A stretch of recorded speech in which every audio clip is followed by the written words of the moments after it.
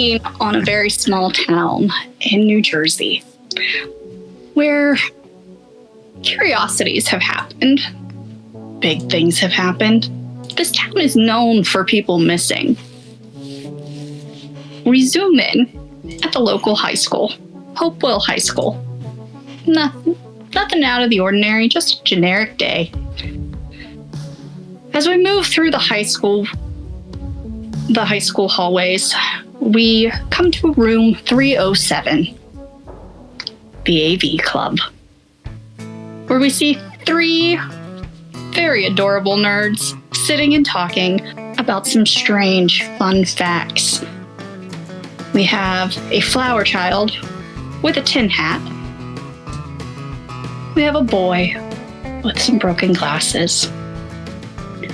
And we have the 3rd member of the party with a jumper and their hands in their pocket, fiddling with one of their fidget toys. Bridget, Hatch, Aelin, would you like to actually introduce your characters? Yeah, so my character's name is Isaac Ross. He is 15 years old, and the outside world fucking terrifies him, okay? Looks very much like me, is not me, but is very much like me in both appearance and just in general identity.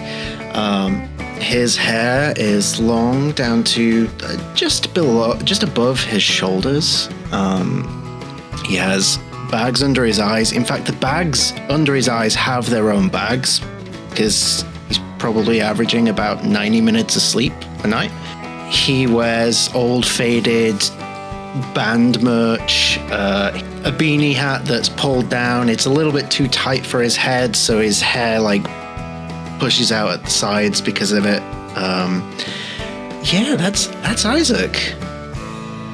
I imagine it's rare that Lucky takes off her tinfoil hat, but she's got another helmet on that appears to be made out of a colander and some inscrutable electronic equipment. And she's staring out of the nearest window. So the sunlight kind of reflects off of the holes in the colander and does a little pretty cascading light, ring of light around her. But she's got very, we'll say, kind of golden blonde curls. It's incredibly curly. The helmet looks like it's barely containing the hair that's underneath. And today she's probably wearing one of those overall dresses. It's so much denim, just so much denim, and clearly a handcrafted cardigan with little flowers, embellishments added onto it.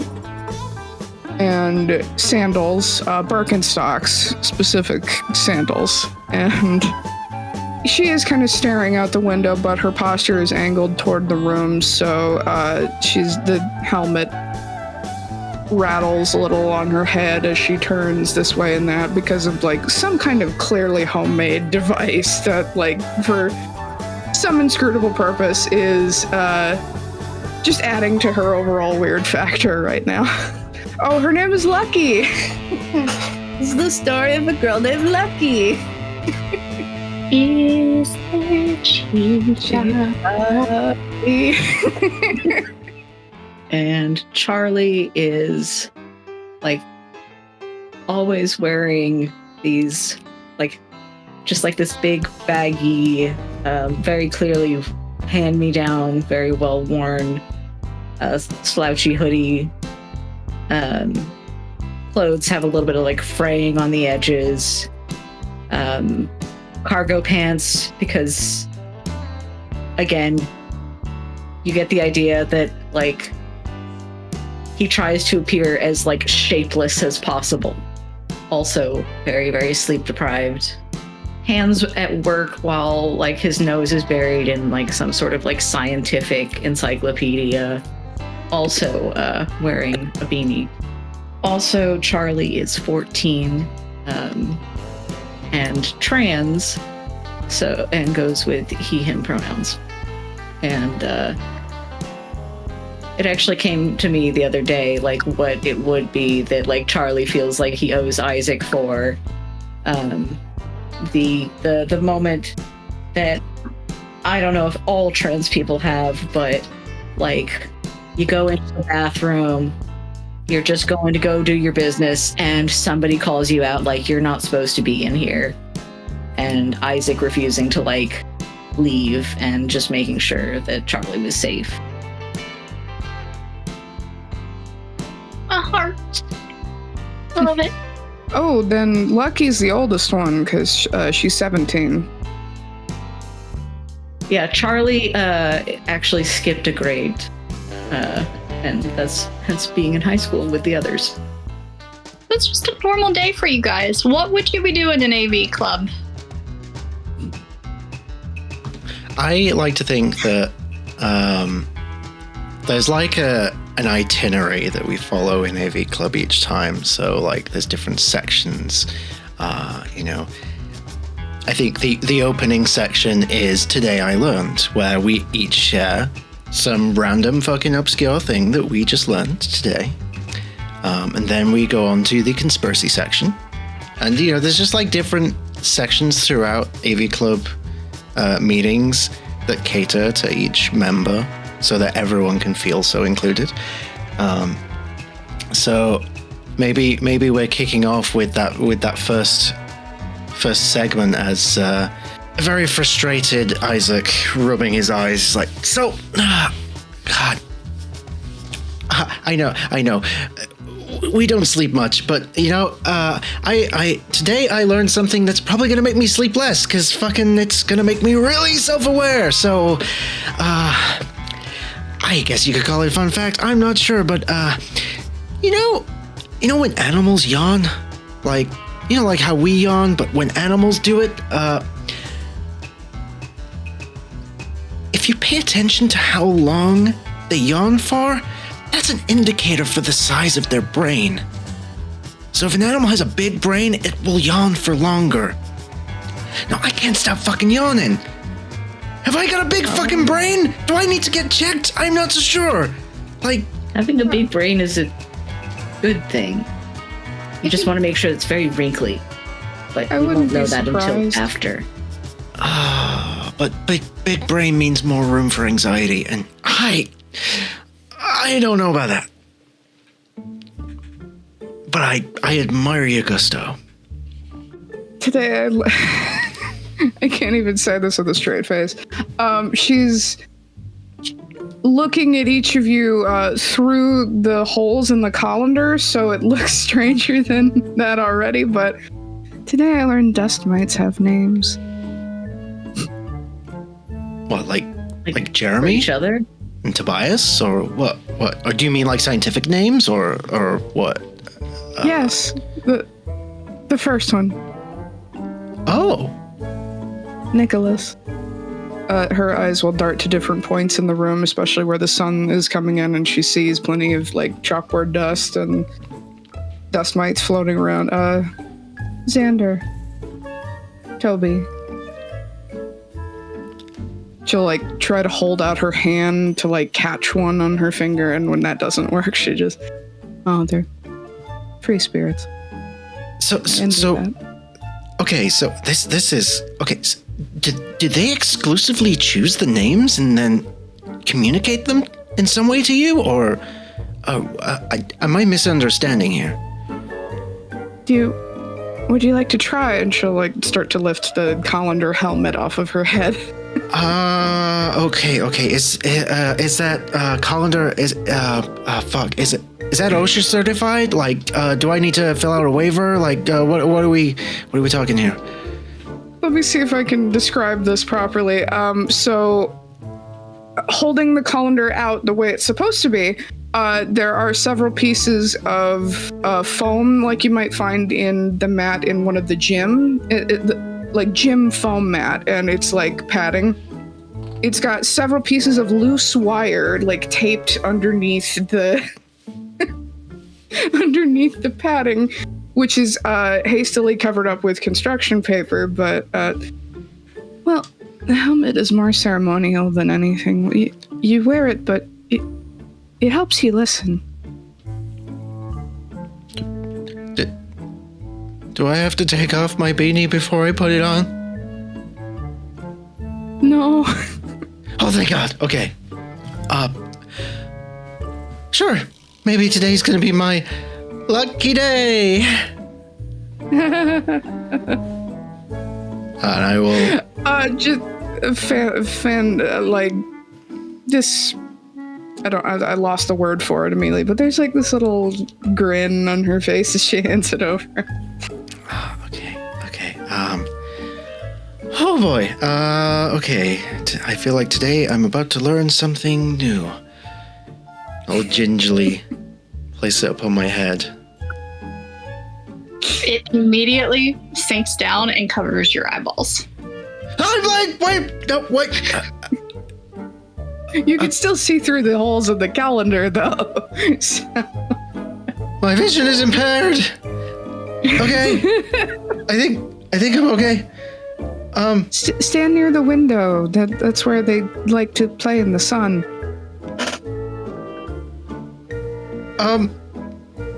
Can you lead me to a window? I'm not entirely sure I trust my vision right now. She'll take his hand and lead him closer to a window. Thank you.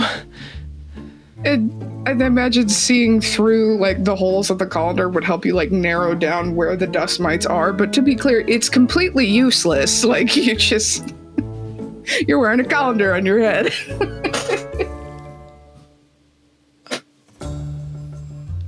Yeah, that's right. Just listen. Oh. You can call that one Bob. Okay. Hello, Bob. I trust you don't have any plans to overthrow human society. It is a pleasure. Bob, would you like to learn an interesting fact? I can't hear Bob. Did Bob respond? The dust mite. Oh, okay, fine. It'll land on like the tip of his index finger, and it'll just hang out there. Oh fuck! Bob, Okay.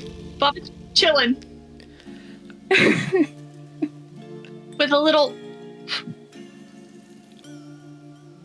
Okay. But he's just sitting there, just like. Okay, Bob, welcome to the AV Club, I guess. Did you know that, a strawberry is not an actual berry, but a banana is? How fucked up is that, right? Why? He just floats off of your finger, but does like a little spiral move as he like goes off to join his brethren and just be like, see, that was very good. I think nature has so much to tell us if we would only stop and listen. Well, I think they call that, the theory of evolution. I'm not sure where I am on that table yet, but, we'll find out. Can I take the colander off now? She'll reach out and take it off of your head for you. Okay.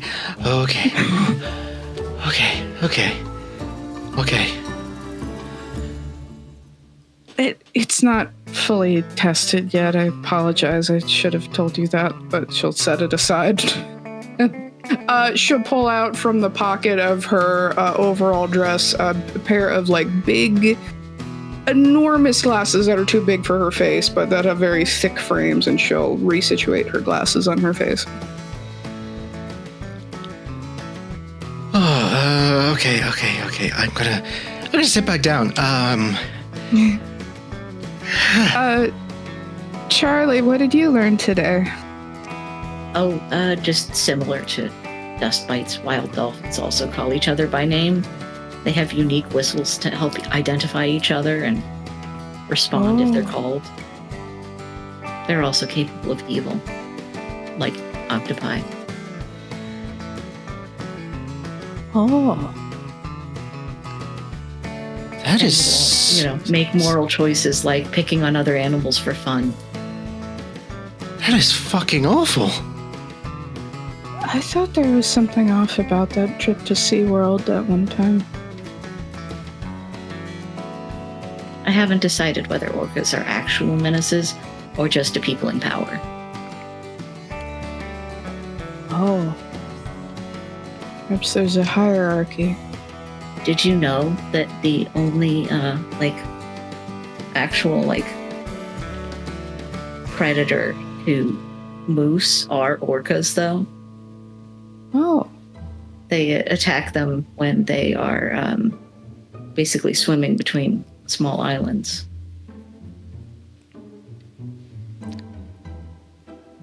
Huh. Just pull out her, I know I said knitting, I'm gonna make it crochet. She'll just start idly crocheting as they're talking. So here's the thing. I know I am not a moose. So why does that fucking terrify me still? It's enormous. An orca coming out of the ocean to attack a moose? Charlie looks like he has a fact and then stops.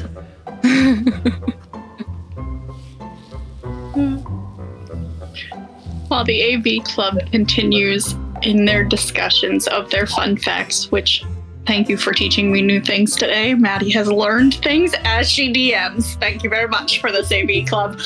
We're going to shift over to a little boy running around the halls down to the library, where he spends most of his days on AV Club days, perusing, looking. He's very, very familiar with this library at the high school. See, darling, would you like us to tell about Timothy? Yeah. You see a boy with twigs in his hair and leaves. He is very, very small, very thin. He's 8 years old. And he has black hair, a little longer, but up to his eyes maybe. Sometimes they get in his eyes as well. It's kind of dirty as well. He, before coming into the library, he's just been in the little forest near the school. And now he's just looking. No, I've already read that one. Yeah, that one as well. That one's boring. And he's just looking. You've been in this library a lot, so you know what books are there. On the bottom shelf, in the very back of the library, you notice a book that you've never seen before. Oh, what's this one? I go and grab it. This is an ancient looking book. It is leather bound, very ornate, has a gold little clip on it that you have to press and finagle with to get it to open. It's in the fantasy section, so maybe not something that you are used to reading necessarily, but this book is huge, like a huge chunker of a book. Think 800-page book. Brandon Sanderson level book is what we're talking about here. But it weighs probably 20 pounds. So Twigs is going to have a bit of a time carrying this book. Okay. I struggle to just get it out of the shelf and then make it plop on the ground and just look at the cover and see what does it seem that it talks about, or maybe turn it around and read the plot. It doesn't have a plot on the back of the page. The only way to find out about the story is to open it. Well, let's open it. Okay. So when you open this book, you start to read about this kingdom. It has monsters and magic and monarchs. And you keep reading. Maybe there's a few words that you don't understand, a few words you can't sound out. What would you do?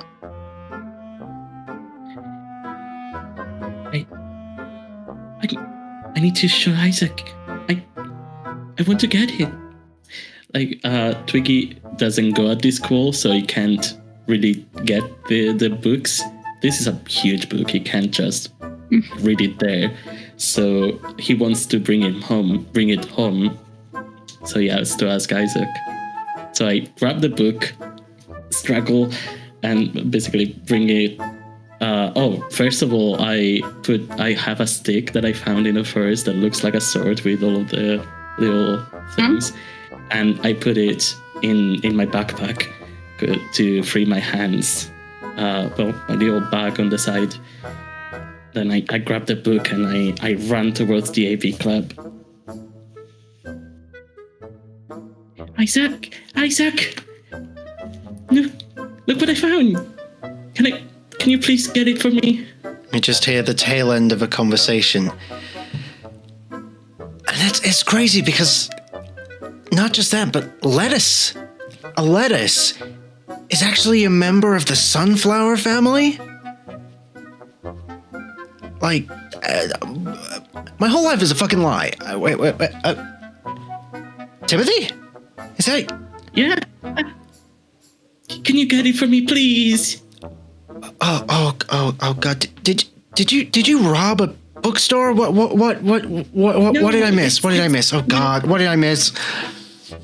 It's from the school library. Please, can you get it for me? You have a card, I'm sure, or something. I mean, you're a student here. So you stole a book from the school library? You didn't check it out? I didn't. You could have left it there and asked me to come and get it for you. Now we've potentially broken some rules, and now I have to smooth this over. You can show it to her. Like, I didn't. It's still here. Fuck. Okay.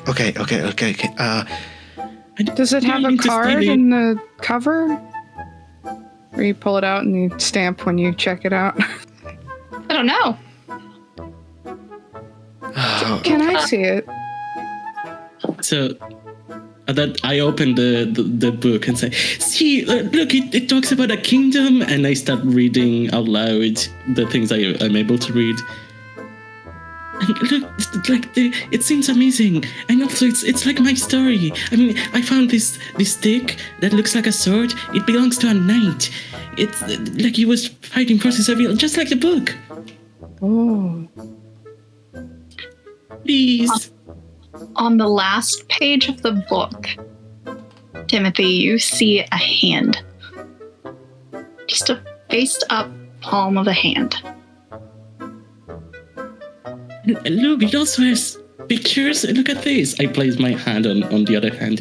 It's as soon as that hand touches the other hand, the AV room starts to spin. All four of you see a ton of colors swirling around you, where you don't know which way is up. Think Wizard of Oz, when Dorothy is in the tornado. Mm-hmm. it's a twister. Guys, I think the moose are onto us. It's a twister. The magnification behind like Lucky's glasses is such that like her eyes bug out and then she grins. Very Luna Lovegood, like it should.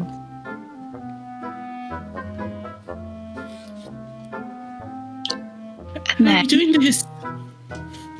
Did you know that in The Wizard of Oz, her shoes were originally silver, but they were changed to ruby for Technicolor? Fascinating. I don't think we're in Kansas anymore. And as you say you're not in Kansas anymore, you drop onto a cobbled road. There's a road that goes to the left and a road that goes to the right.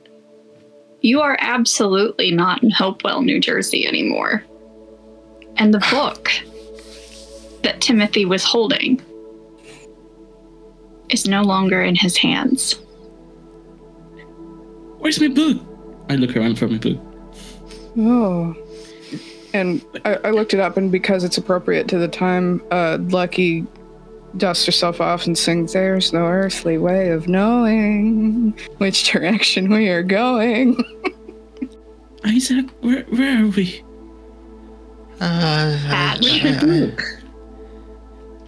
I'm gonna need you to make a roll for me, buddy. First roll. First roll. I'm gonna need you to make me a... Where's my fear sheet? Because you are not anywhere that you know where you are. Mm-hmm. So with this is one of the fear mechanics. So this is with Isaac, describe to me how he is processing this information for me. Quite the contrary. I don't think he's processing it. I don't think he even knows how to begin processing it. It is... What's the best way to describe this? I think the first thing he's able to process is like, you know, if you ever go on vacation and you go to a different country where the climate is completely different, and as soon as the plane door opens and you step out, it hits you immediately. The difference in the humidity, and everything just feels different. Mm-hmm. That's the first thing he feels, and his mind is racing, trying to figure out, first of all, what just happened, why it just happened, and what just happened, in that order. Okay. So, with one of his fears being the unknown and very sudden changes, I'm going to need you to make me a grit roll to see if he can keep himself from having a panic attack. Okay. So, for you, that is a D20. It is a D20. However, because this is facing one of your fears, you're going to need at least a 10. But because this is a fear-based roll, you're going to have a -2 modifier, because this is a persistent fear for him. Copy. Okay.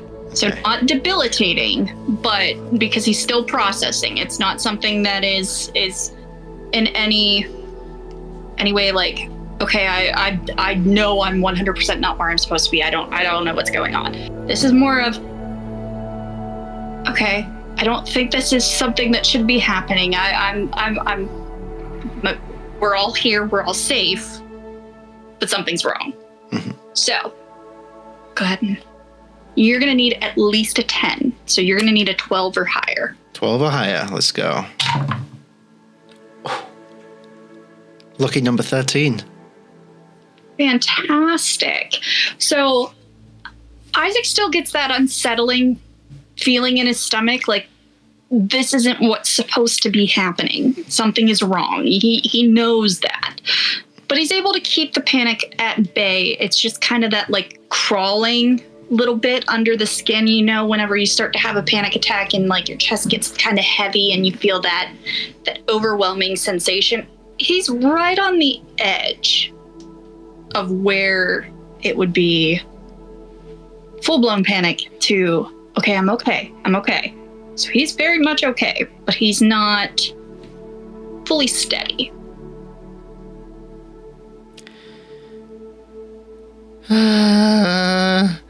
Did you know that the longest one-syllable word is screeched? Because I think I just heard my voice from fucking screeching. What? Why? What? Where? What? We read the book and then... What was it? It was dragons, knights, and magic, and... kingdoms. Was that right, Twiggy? Yeah, this is just like my story. I mean, Oh, I didn't know it was... Yeah, of course it was real. I mean, the knight told me. The knight sent me here. the night. And I grab my stick. As I you look, wonder, magic is real? She looks utterly delighted by that prospect.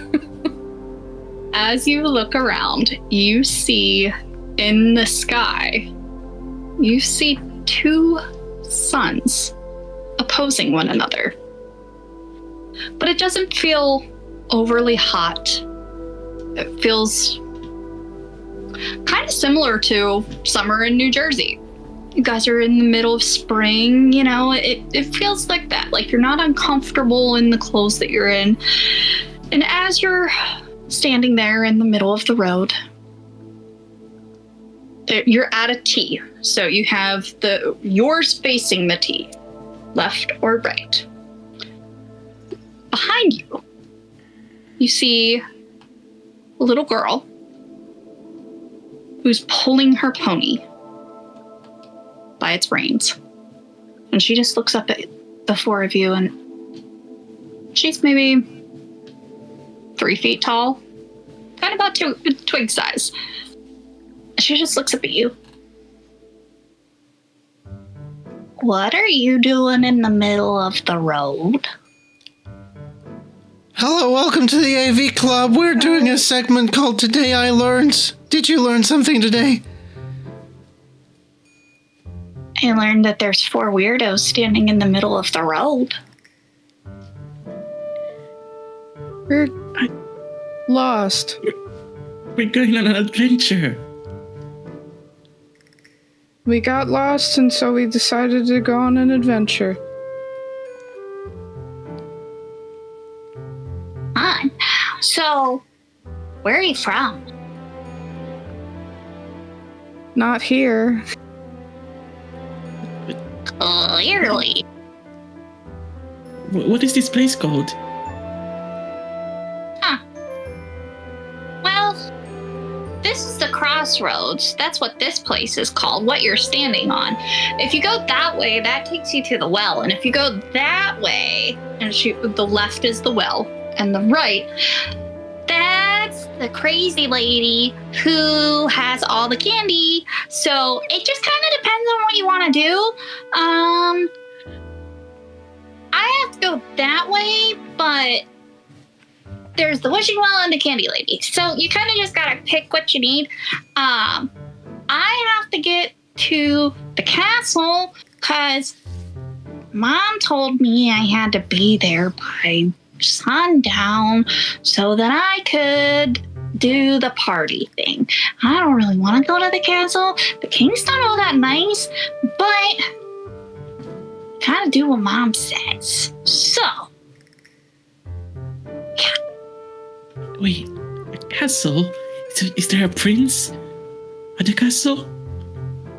A dragon?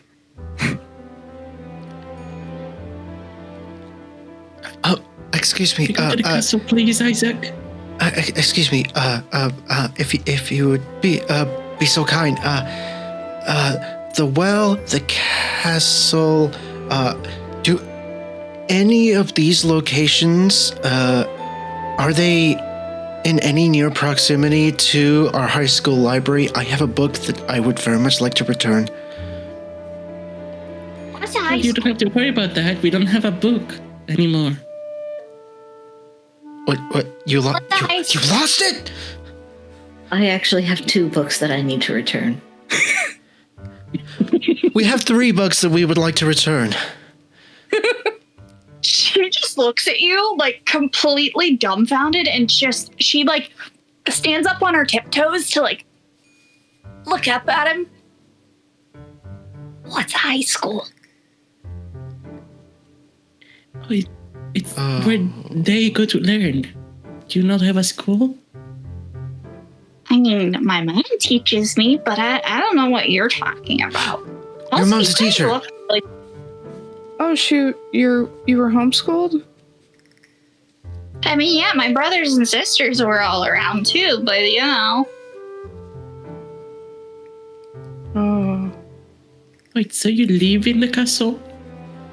No, the king's throwing some kind of party thing, and I don't want to go, but my mom is making me because my brothers and sisters want to go. They're all like big kids like you three, but... Can anybody go to the party? Yeah, I think so. Go to the party, please, Isaac. Also, why is the Wait. king throwing like parties for kids? Oh, it's not just for the kids. It's like the whole kingdom. Listen, I try not to pay attention whenever the grown-ups are talking because they make my head hurt. Yeah. I know the feeling. Yeah. So, Okay. Hey, Lucky, can I try your colander on again? the colander was left in the AV club room. She'll pull out her tinfoil hat. What will this do? we can tell everybody it's a crown. And that you're a prince. It doesn't look like any crown I've ever seen. Oh, it's made of rare metal that we had to find in a quest. A quest? It's incredibly lightweight. You mean Best Buy? It's- You mean play along. what we bought at Best Buy? What's Best Buy? It's a magical place where you can find everything you need. You don't Hashtag not just go dig in the sponsored. forest?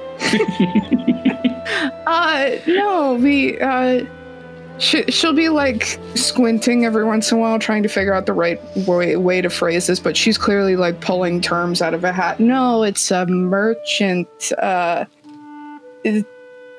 best items in all the land. Bridget, can you make me a brains roll, please? Oh, that's my best one. And this is more like an insight check for you to kind of figure out.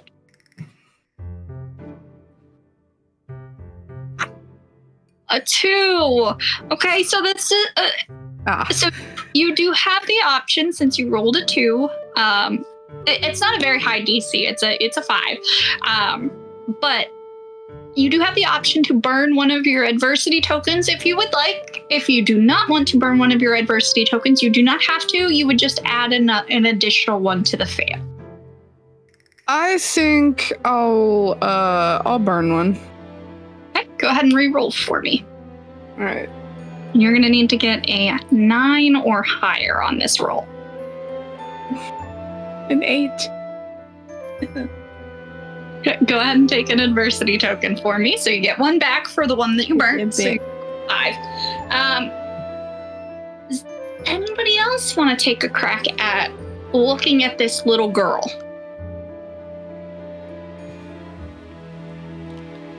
Well, I think Isaac is... I think his attention at this point is now focused on Timothy. And as he's like slowly processing everything, he's now switching to parent mode. That's...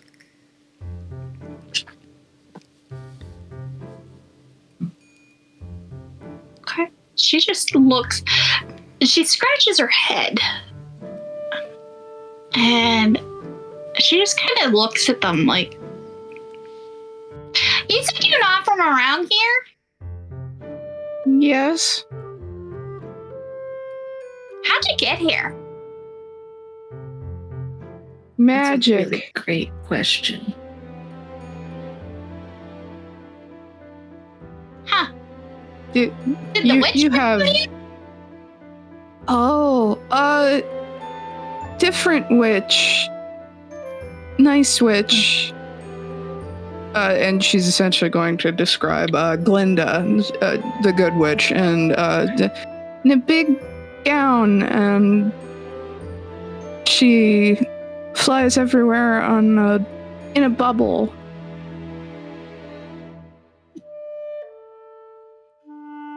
Okay, so I don't know if we have that kind of witch around here, but we do have witches. And the candy cottage that's that way.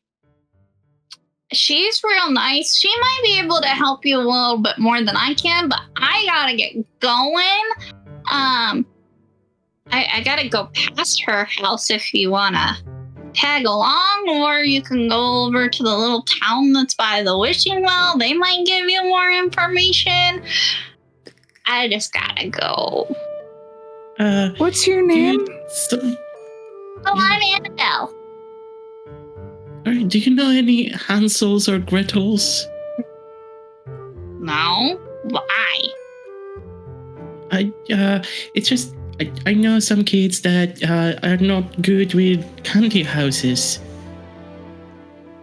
She doesn't eat the candy house. She gives you candy. Oh, it's not made of candy. No, the house is absolutely made of candy, but she has a whole bunch of candy to give to us. Oh. Is she a good witch? I mean, I've never had any problems with her, but I don't know about you guys. It kind of depends. Maybe the wishing well sounds nice.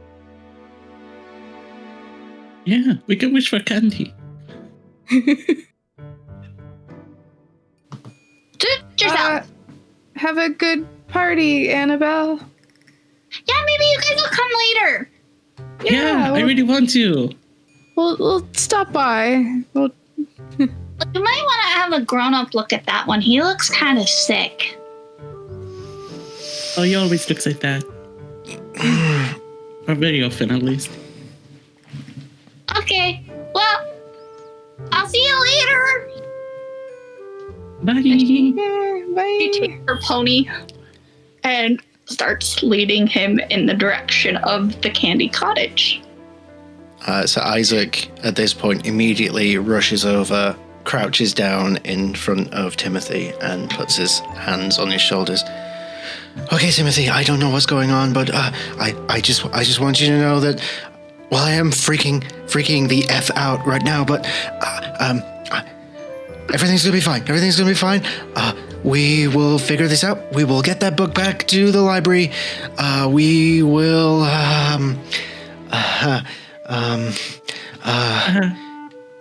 Calm down. It's fine. It's such a beautiful place. Look, there's two suns taking the air. It's beautiful. But that makes no sense. There's two suns. Why is the gravity the same? Why is the temperature the same? They look about the same size, comparatively. Why doesn't it's that another witch's house world. melt? Oh.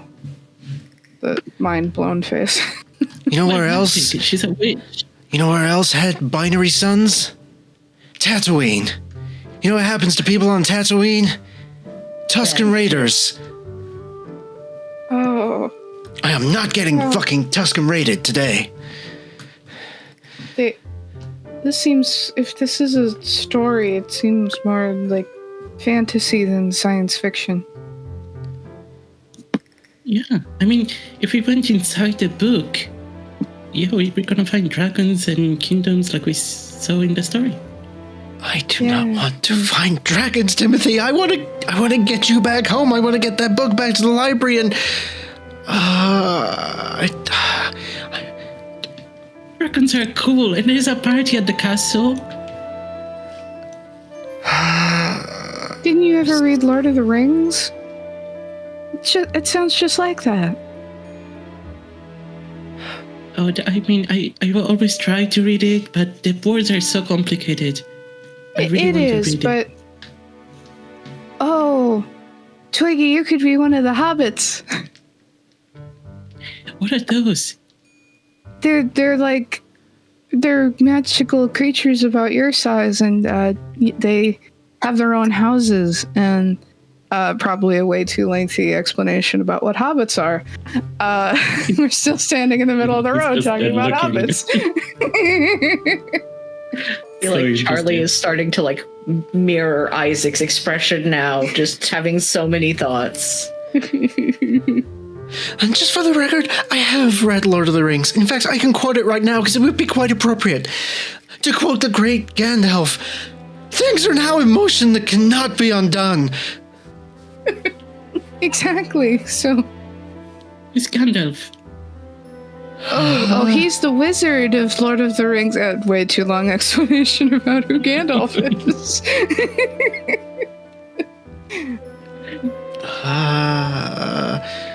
Well, maybe if we find the castle, but we could speak friend and enter. Lucky has been looking utterly delighted the more like it sinks in where they are, and she's very excited. There is the heaviest dejected sigh from Isaac whilst he looks at Lucky, and then he just exasperated turns to Charlie. Charlie, you're always my voice of reason. The fuck is going on? I don't know, but there's a lot of positivity that is not equaling the amount of things that we don't know about this new situation, like the social customs, whether witches are pleasant and going to eat us. I don't know how to do it. Or not. Wishing wells come with, the worries that the saying that actual wishes, like the whole monkey's paw situation. I honestly don't know how you do it. You explain things in a way that makes me feel so much better because I'm reassured that I am thinking along the same lines, but also so much fucking worse because you're saying we're going to be eaten. I didn't say we're going to be eaten, but it's a possibility. We just have to stay together, and in fantasy stories, whenever you're in doubt, you just say "verily" and act like you're supposed to be there. You're so much better at people than I am. I've just read a lot of books. Look, I haven't read a lot of fantasy, but what I have done 3.75 years of advanced D&D. And you know what that taught me? Anytime shit like this happens, the party does the same fucking thing. They split the party. You know what happens? Right. Everyone gets eaten. We shouldn't Why would we split the party. We should stay together. Yes. Yeah. Yeah, let's stay together because that makes us a much easier meal for the terrifying monsters that are about to eviscerate us from head to toe. Should we get eaten all at once or picked off one by one like we're being hunted through a field? I would prefer to not be eaten. Thank you very much. There's no monsters. Why are you talking about monsters? You were talking about dragons, Timothy! Dragons! Yeah, but dragons are cool. Well, it depends on the stories. Yeah. No, Timothy, I have... Sometimes there are babies. Timothy, I have told you once, I will tell you 1,000 times, Timothy, dragons are not cool. Wyverns are cool. Dragons suck ass. Okay? Well, if dragons are anything like dinosaurs, kind of we should definitely stay away from the babies because, that predatory instinct. Well, why would we ever hurt a baby dragon? We wouldn't, but the mama dragons don't know that. Excuse me, son of Godzilla? Perhaps? See? Well, it's not all dragons and monsters. There are castles and princes and princesses and magic and parties where they wear these big fancy gowns. I agree with Twiggy. I think we should stop by the party. Maybe we avoid the witch until we know more about her. But the party is a lot of people. It's a public place. We could find think some it could adults. be fun. Yeah. I mean, in hell. I am in hell. I am in hell right now. I'm burning in hell. Maybe we can sing inside the wishing well like Snow White did. Yeah. Wishing Well is a fantastic song by the band Free. She ended up in the terrifying forest. That was just after the singing of the well, though. Well, yeah, but in the end, she got a wish. There's the town with people in it that Annabelle talked about, and then there's the party full of people. We don't. If we don't have to deal with adults, I say we don't. But it's still a lot of people, the witnesses, that can say something if something goes wrong. Maybe. I mean, we should actually invent a story of where we're from, because like our clothes will stick out, I think. What? Oh, the Lord of the Rings. We can say we're from Hopewell Shire. Our version of the Shire, and it's just like where the hobbits live, and that's our story, if anybody asks. What's the Shire like? Way too detailed explanation of the Shire and the hobbit houses. Isaac just starts full on crying. Charlie adds on tidbits from the Cimmerillion.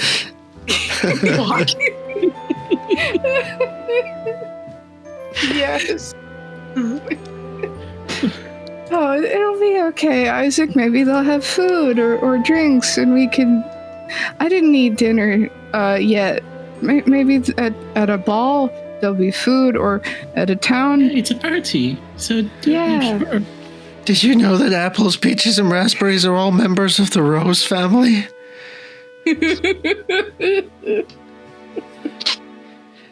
Well, we can't stand around talking in the middle of the road the whole time either. We could run into a carriage and and be crushed by horses. So she might try and reach for whoever's closest and just gently tug their hand until they're out of the street.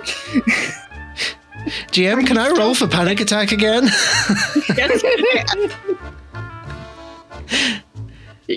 With this level, you are going to need a 10 again. But go ahead and roll me. And a -2, yeah? Yep.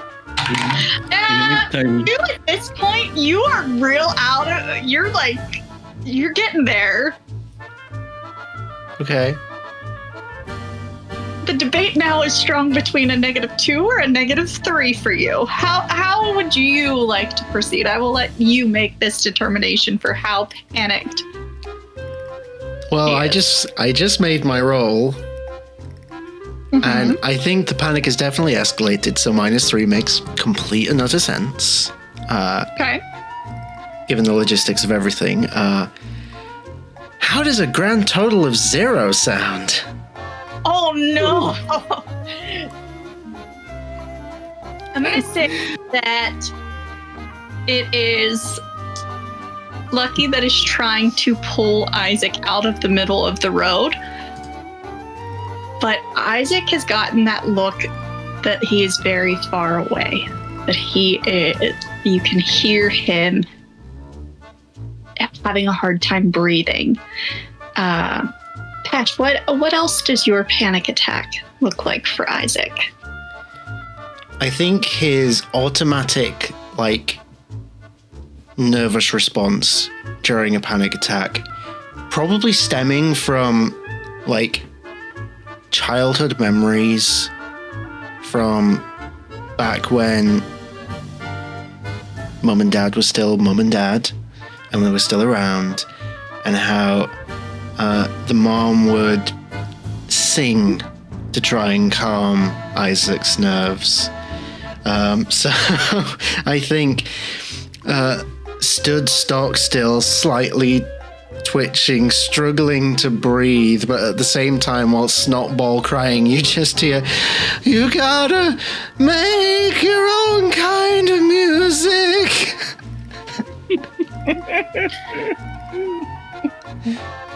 As you are trying to pull him, Lucky, you cannot. He has dead weighted to the point where he is stock still.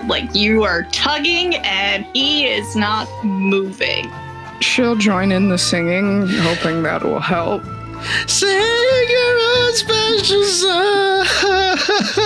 Even if nobody else sings along. Oh no, I started singing again. I go and hug him from the side. She might take that as a cue and they'll try to group hug him out of this.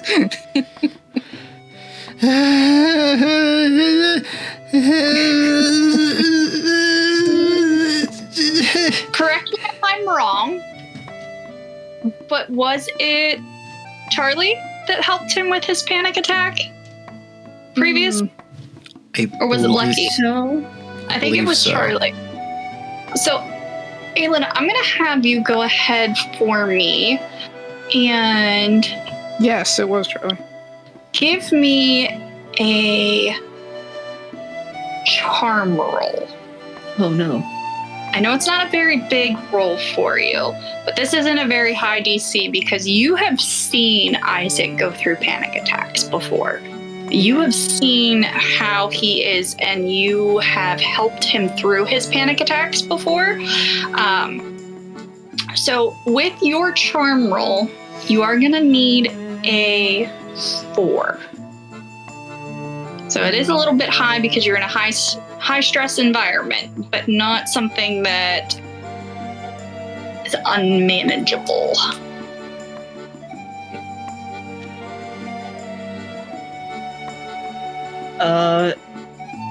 That is. Can I burn an adversity token? You absolutely can. Go right ahead. So go ahead and re-roll that for me, and you now need a 3. Okay. Just because I rolled a 2. Okay. I rolled a 4 on the second time. Perfect.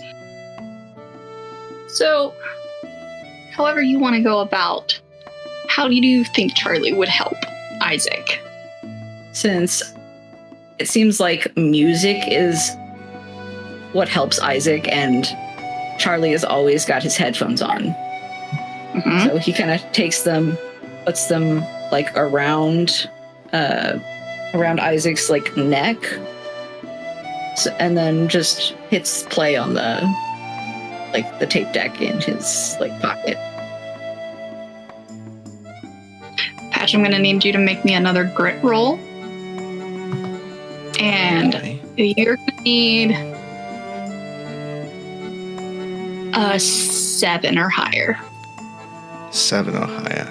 Okay. Mm-hmm. Still a -2? So you still have the, Oh, you -3? are now at a I'll let you go to -2 for this one because you have Gotcha. everybody that's surrounding you trying to help you bring that out of it. So it's just going to be a -2 off of your roll. Okay. That is a 15.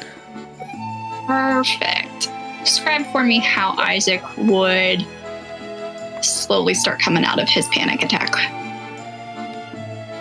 I think the breathing begins to slow. He starts to blink finally, because he hasn't even blinked this entire time. His eyes are going pinkish and huffy. And the singing stops as he starts catching his breath. I think he slowly turns to Charlie and makes eye contact. He doesn't at first. It's like he's staring off into the distance as he turns, but eventually his eyes just snap to meet Charlie's.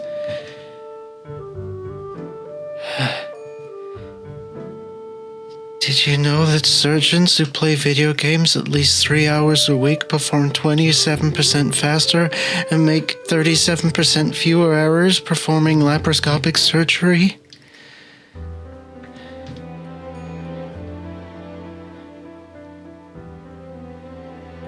What's laparoscopic surgery?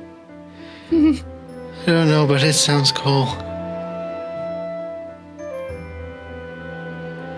Also, you'd hear probably David Bowie coming out of the headphones just faintly.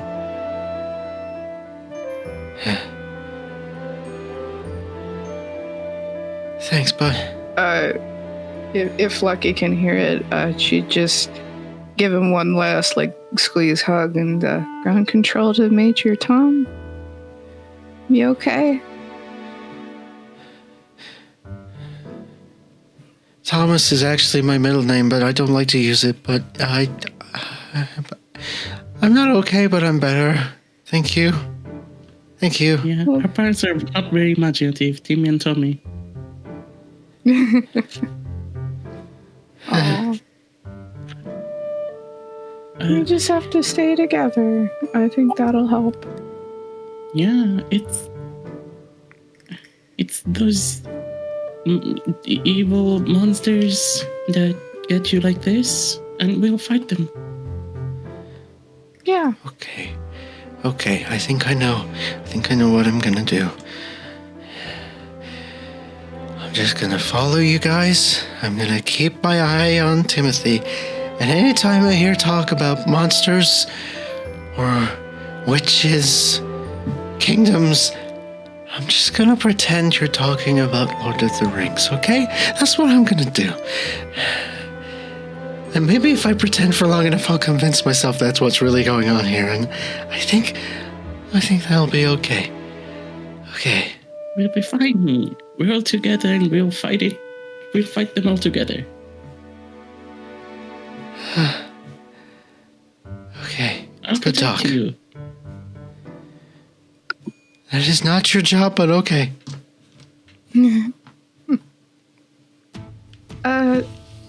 The wishing well? Maybe we'll get a wish. That would be nice. Sounds pleasant.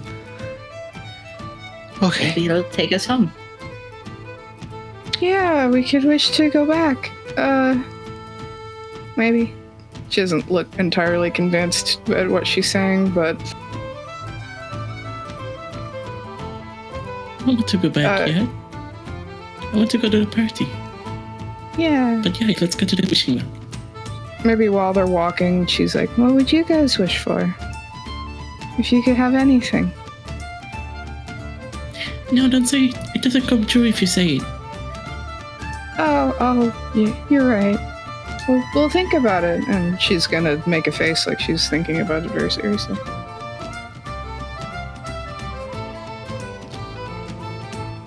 But I think we're walking toward the wishing well.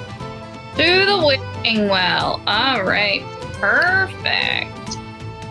So, you get to this wishing well.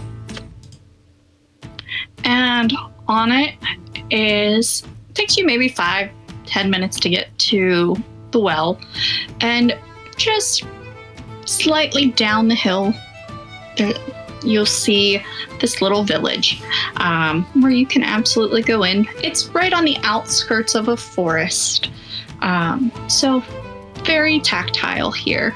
But at the well, it seems to be a very well-kept well. It is made of stone. Looks like it has it's the kind of well that has the little roof on the top and the little crank on the side, so it will send things down. And on it, you see a sign that says, "Ask a question if you dare. The answer may not be what you are looking for."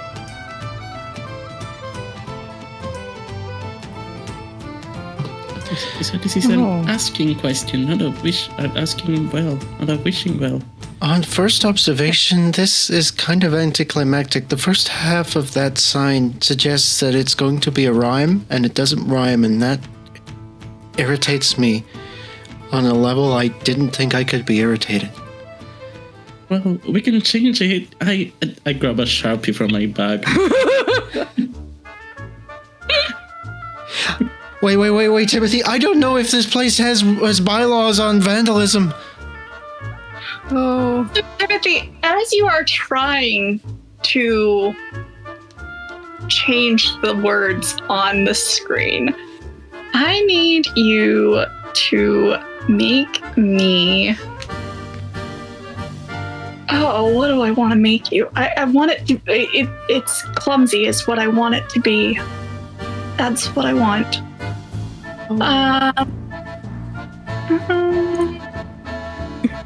She might try to assist it if she can and just suggest, what about Ask a question if you dare. The answer may give you a good scare.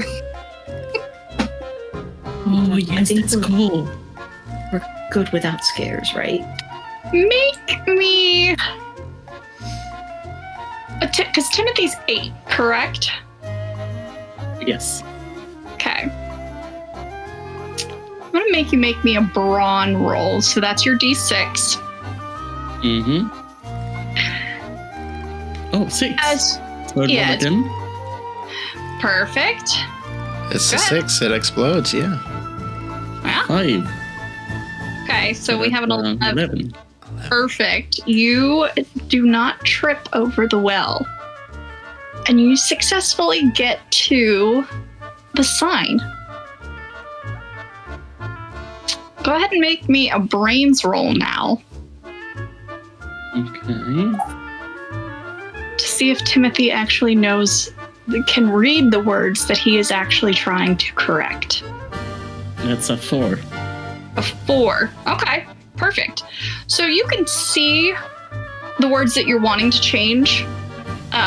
You take your Sharpie and you start to cross out and write over what it is.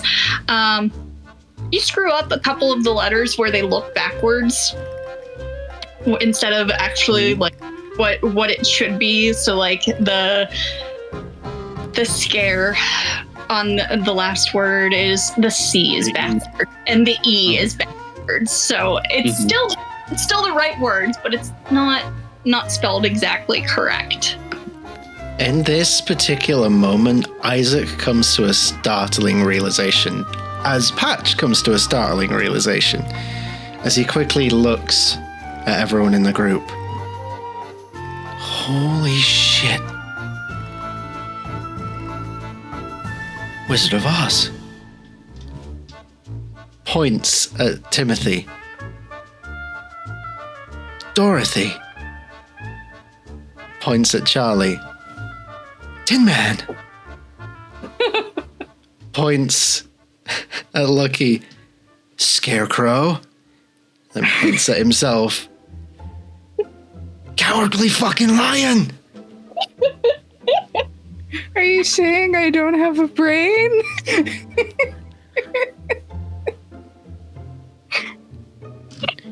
Wait, what's the name of the dog? Toto. Toto. Where's Toto? Oh, maybe we'll find the Toto, an animal friend. Doesn't that sound nice? Yeah. Oh, I keep my eyes out.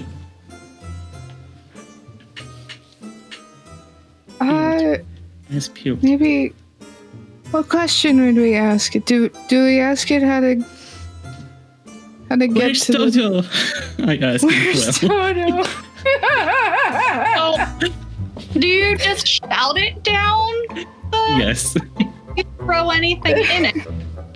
No, I just shout. You get no response. Must not be working. All I said. In this moment, seeing the dejected look on Timothy's face, Big Brother mode is activated as Isaac walks over, pulls out a quarter from his pocket.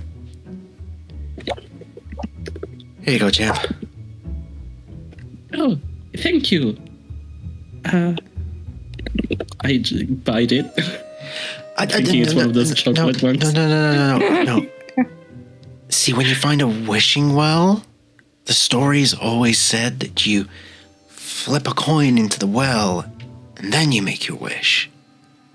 So maybe you flip the coin in and then ask your question. Oh, okay. Where's Toto? I throw it. Hmm? Stop on me! Is it? Hello? Friend or foe? Toto? I don't know, you're the one who's throwing shit at me! Oh, Sorry. Coin. I'm sorry. Sir, you are shouting at a child. Shame. A child threw something down my well, so child or not, Why? Well, perhaps you should be living in a well. It seems like a particularly inhabitable place to be calling yourself a home. Doesn't even have a roof. I am the well, you idiot. Oh. Hello, that's rude. Mr. Well. Hello? Do you need something else to not coin? What do you like? Can we give you something that you like? I would like you to not throw things at me. I'm sorry, I didn't know. We're not from here. Clearly. I don't grant wishes. I don't answer questions. If you want your questions answered, go into the forest and find the unicorn. Why does A unicorn? Just the sign beaming. says we can ask questions though? Who put the signs up? Kids? I Oh. can't put signs on myself. Should we take them off then? Would you like that? Just as, To keep people from bothering you? I as don't an mind. apology for the coin. I don't mind people coming to visit and talking. It's just when you throw things down me, it's very uncomfortable and it doesn't belong. Somebody We wa- won't do that anymore. Can I try to tear off the sign? Yeah, absolutely. Make me a brawn roll. It's Okay. not a high BC. You need a 2 or higher. 4. You pull that sign right off, and he just kind of. Sorry. It's just so I turn it around, and on the other side, I want to write something like, "The well is lonely. Please talk to him." Perfect. Go ahead and make me a brains roll. Ooh. She'll reach into her backpack and pull out a little tiny crocheted flower and just leave it on the well as like a little decoration. In case you ever wanted to feel pretty. All right. So, see, with a 3, you have a few more spelling errors than the first time. Words are missing some letters altogether, but you do make the sign. It says to plea ta or TAK. Please talk. He is, and then lonely is just like L, a 0, a backwards E. A lot more spelling errors in this one. But you do fix the sign for him. And I'm going to say that, Bridget, we put the flower on the sign since we don't since he doesn't like things being on him. But yeah. She'll attach it somehow.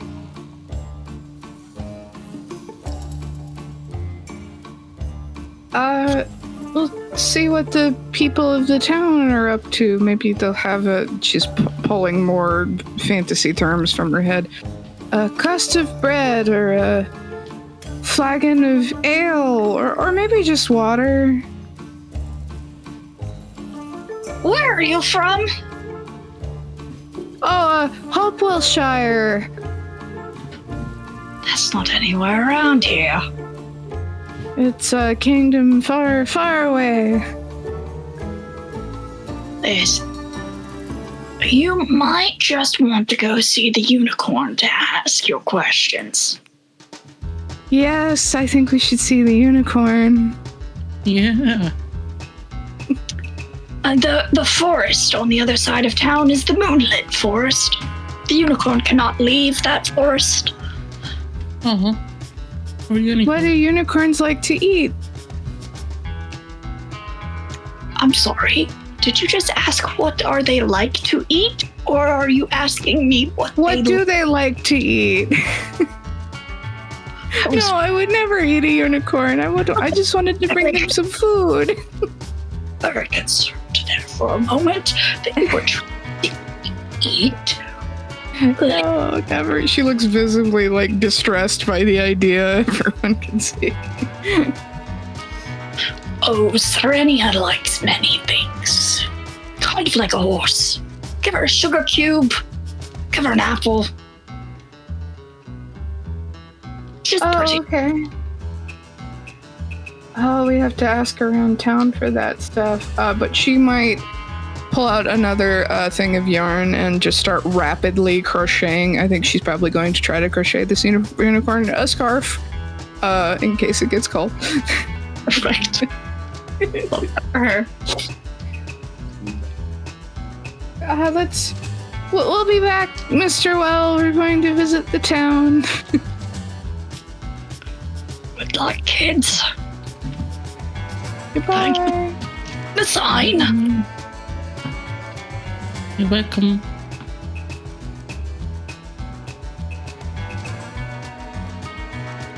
And we head into the town.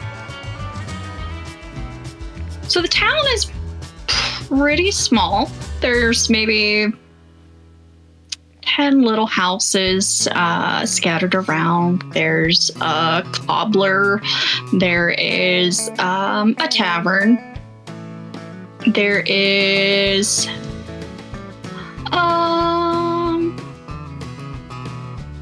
there's a few like little farms closer to the forest.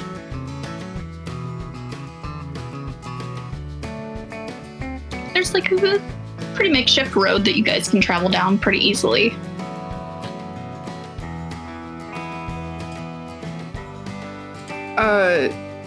She might look to see if there are any townspeople about. There's a few that you see. You see a older lady that is sitting by her sheep in a pen, closer to the well than to the actual forest. She's sitting on a little stool and has a weaving loom in front of her. And then back further down the road, you see a woman who is blonde-haired, kind of tall, lives closer to the forest, kind of looking around, almost like she's suspicious, but gives it a curt nod to you as she sees you enter the town.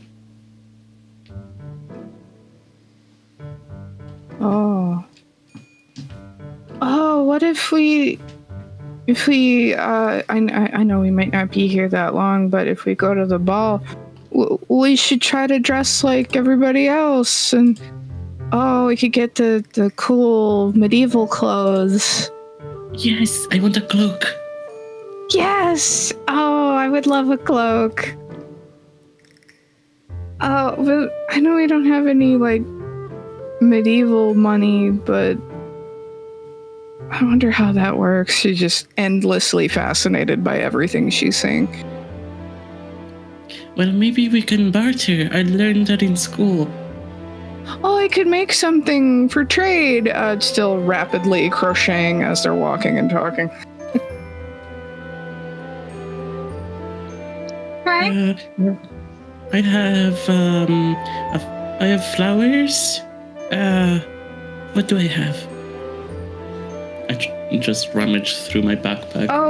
Isaac, you could trade them in knowledge from a distant land that they can treasure always.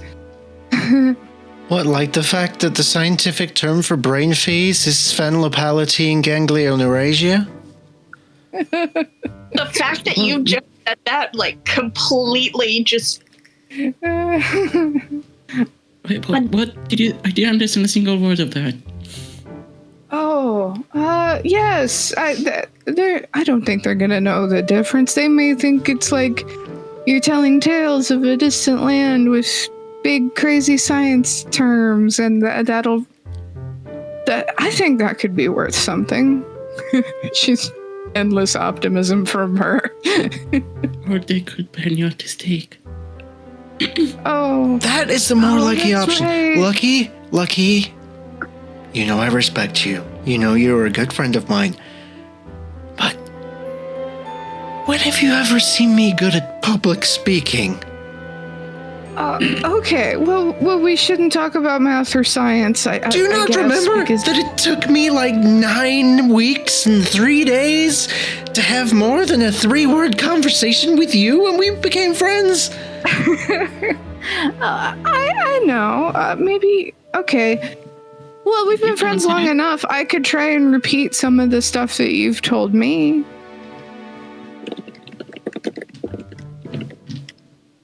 And tell stories that would work for trade or well, I guess, yeah, maybe me and Charlie could trade stories too, and we could tell them to the people. And You said don't talk about math or science, and that's pretty much out for me.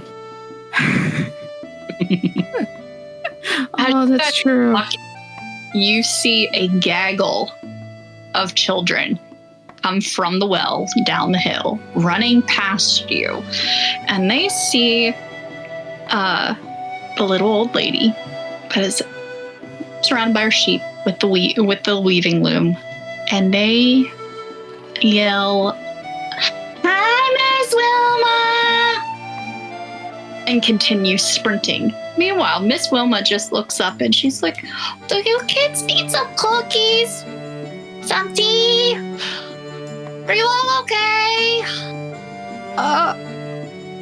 Us?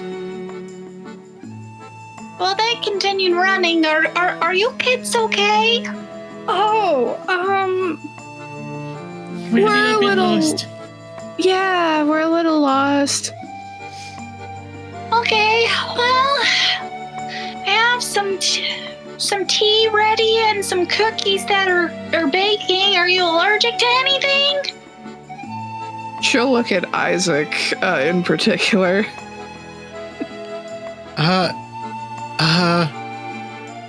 Well, if you want me to be specific about it, I do have an allergy to nickel. Which, fun fact, I found out about that by the first pair of glasses that I owned were made of nickel, and they had to be quickly replaced with hypoallergenic frames because my nose swelled up like an orange for about a week and a half. What were we talking about? Food, dear. Are you allergic to any food? I thought I remembered you were allergic to... Was it strawberries or tomatoes? Well, the strawberries are part of the rose family. No, I don't think I'm allergic to. Come on. And she literally just grabs one of you by the hand, whomever will let her. Consent, please, consent. She'll, Shuffling you into the house. Lucky will offer to go first and just be like, "It's okay, let's go."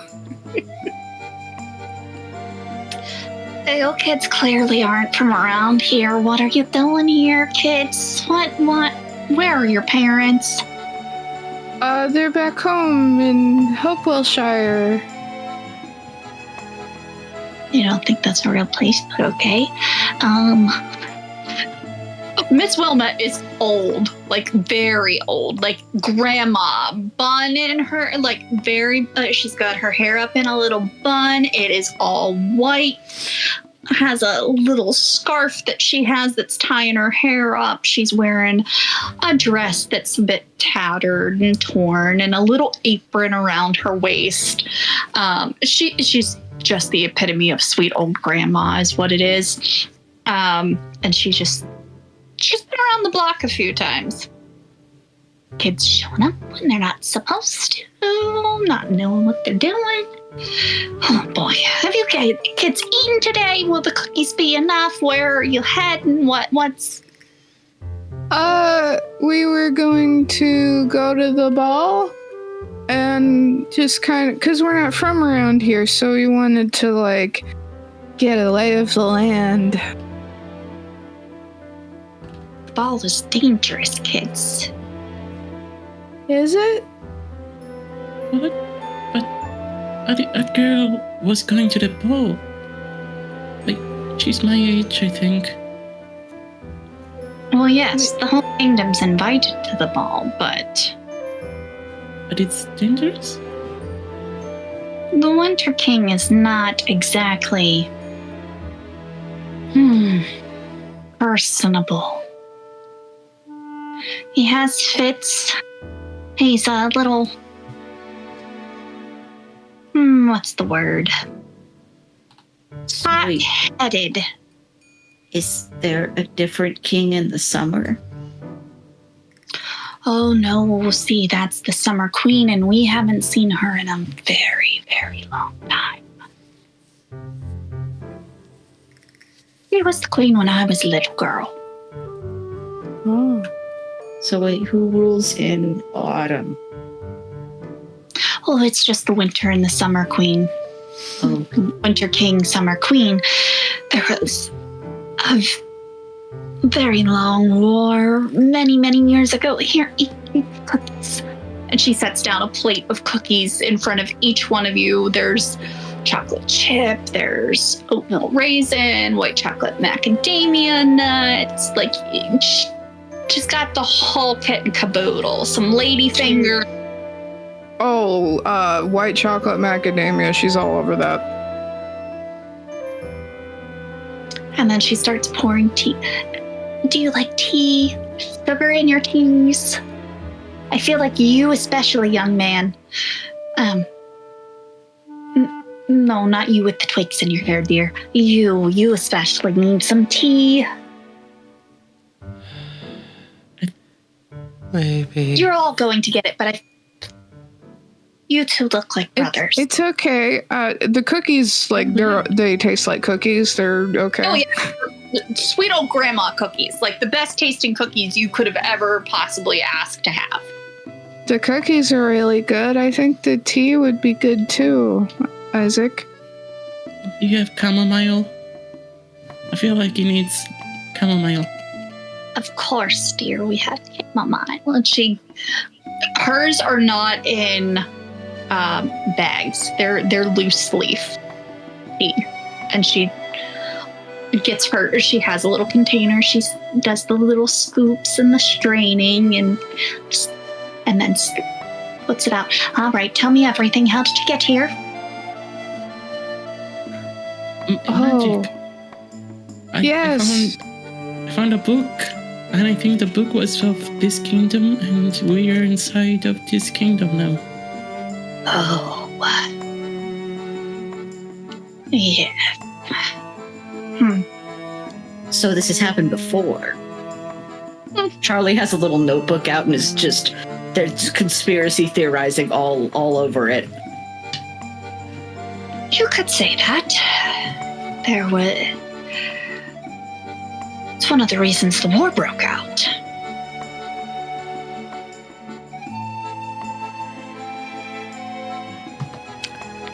Just to clarify, I am not hearing anything right now that is in any way reassuring. Wow. Try some of the cookies. She'll try to push her plate toward Isaac. She just pats his hand. Well, dear, when the children like you come up, that means that something big is about to change here. See, the Summer Queen is very kind, very sweet. We don't know if she died or if she's in hiding. We do know that when the children showed up the last time. How many showed up last time? Two, I believe, a brother and a sister. If I remember correctly. It was a very long time ago, you see. But one was very similar to you two. I assume you two are brothers. You look very similar. Yeah. Very much like you. the young, sweet, idealistic. You're the changed one. The one that came that was about your age. Wasn't kind. And he sided with the Winter King.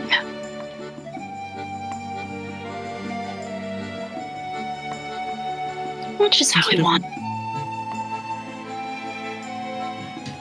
Wait, so it's the Winter King and the Summer Queen.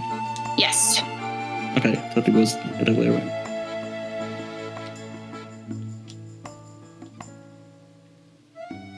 So do you think that the king knows that we're here and that's why the ball is happening?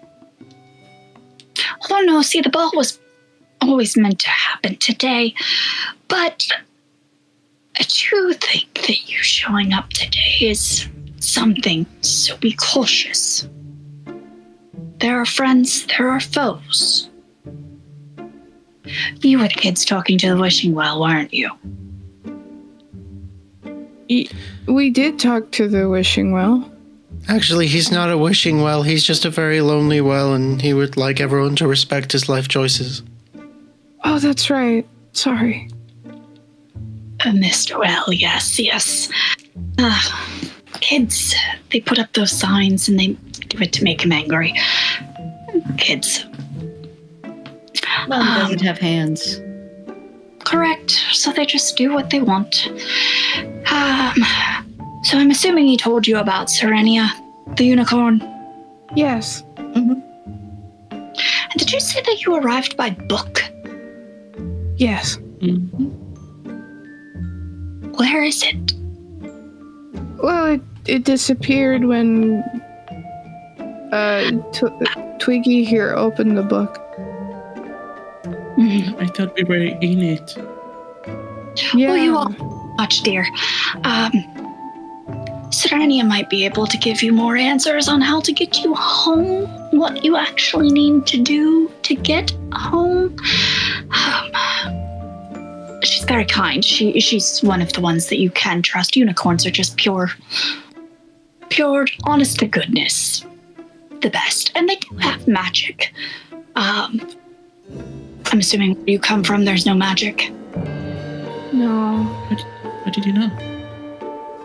There wasn't magic with the last ones either.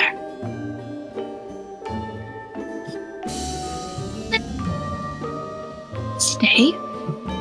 Get your bearings. I have some extra clothes for my grandkids' visit that might help you fit in a little bit. They're in the chest upstairs. That's why I can't get up there. She's standing on her cane and with a hand on her hip. He stares. Bit of a problem at this. I can go up there.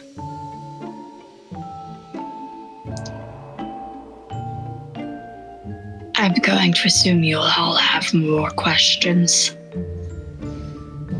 I think so. In due time, dearie. And she is Lucky wearing the tinfoil hat? Who is current tinfoil hat? Because I remember it came out. I just don't remember whose head it is on. I think we talked about giving it to Isaac so that it could look like he was a prince. And I don't think he took it, though. from a... Yeah. So nobody's got it out right now. I mean, Lucky is tempted, but... She just pats Lucky on the head. Be a good dear. And there with the things on your... What are those? Be a dear and help the young miss with the box. The words. Oh, I'm Lucky, by the way. It's nice to meet you all. My name is Miss Wilma Dunn. I'm Twiggy. Charlie.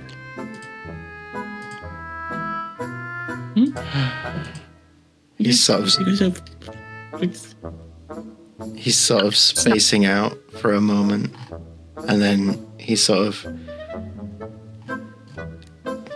shakes himself back into the room. And then, like, bows his head. Hello, ma'am. My name is Isaac Ross. It is nice to meet you. Did you know that a single strand of spaghetti is called a spaghetto? I did not know that, dear. You sip your tea. You stay right there and have a cookie and sip your tea, and you with the twigs. What is your actual name? I am not calling you twig. Why? It's so cute. Well, Finally, someone with good manners. Thank you. His name is Timothy. Because I wouldn't call my own grandkids Twiggy. It has a very weird connotation to it, and I don't like it. What connotation? It's just for the twigs. And then she kind of looks at him because Tim is very slender and a beanpole, kind of like Twig. And she just does one of these. It is saying something about your body image, young sir, and I do not approve of that. You are I'm timid, proud of it. and I'm so glad for you. But you are just cute little kids, and I want to take care of you, so And thank you. Timothy, Lucky, Isaac, and you said Charlie, correct, with the earmuffs? Mm-hmm. Perfect. Charlie, Lucky, be dears, go get all of the extra clothes for yourselves. Take all of the time that you need. If you need anything, I'm going to go back to my weaving, and we will reconvene here at dinner time. We'll get you some dinner, make sure everything's all nice and good for you kids, okay? Okay, thank you, Miss Wilma. You're most welcome. She will head up these stairs. For the chest. Isaac will Follow to assist. look over to Timothy. Are you okay? Yeah, this is the best day of my life. And for the first time in this whole session, Isaac smiles. Sweetest bean. I admire how you can take so much enjoyment out of something so terrifying.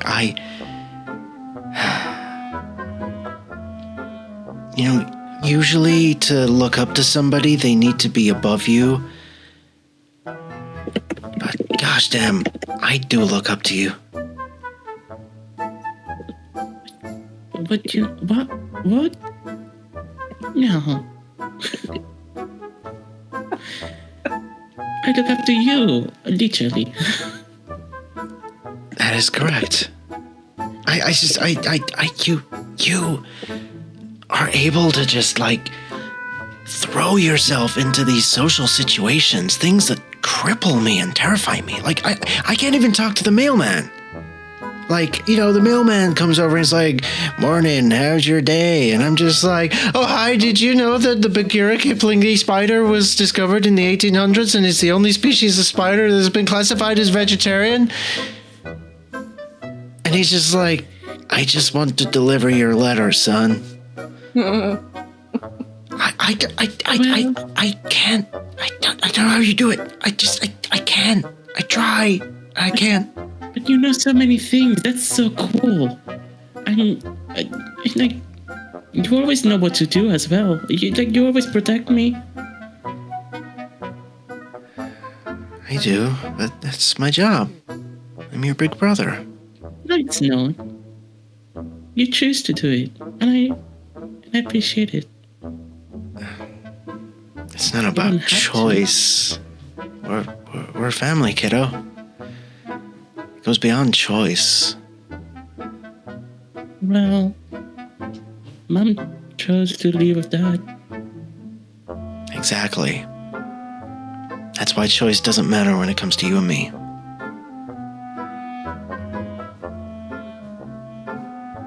Well, I'm glad we're doing this together.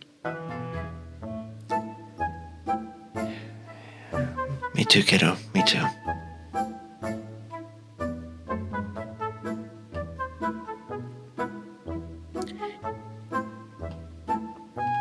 So, I'm writing a story, and it all started with the stick I found. Well, the sword I found. And I start reading him the story of this knight that gave me the sword in the forest. And Isaac will sip his chamomile tea. I don't think he eats much. He still doesn't have an appetite per se, but he'll take the tea. And he'll just quietly listen to the story, making sure that his little brother has his full, undivided attention. And it's the first time we see Isaac calm. They're so sweet. We see two brothers having a quiet moment, sipping some tea, listening to a story. And then we see Charlie and Lucky upstairs. We're going to focus in on Lucky and Charlie to start, as they are looking through the chest of drawers that Wilma has so kindly said, take what you need. Oh, we should try to find a cloak that will fit Twiggy. He said he wanted one. Charlie's just like pulling up like clothes, putting the back down, holding up clothes, putting the back down. No, Chopping more them. realistically, folding them back up. Yes, I imagine this upstairs wardrobe department will probably be more organized than it was before we got here. 1,000,000%. Why is Charlie so chill and calm? Because he's doing shit like that. It's like, whenever I'm not feeling calm, I am going to recite a fact or put something in an organized pile.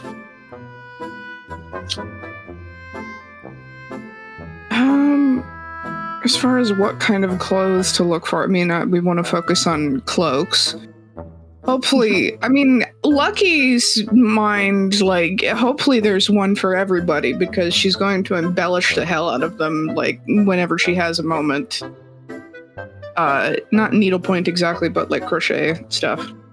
But, like, looking for shoes and not weapons necessarily, probably wouldn't want to do that, but she might get excited if she sees like a sheath for a sword, because more fantasy stuff, so she's probably very giggly as she like looks through the clothing.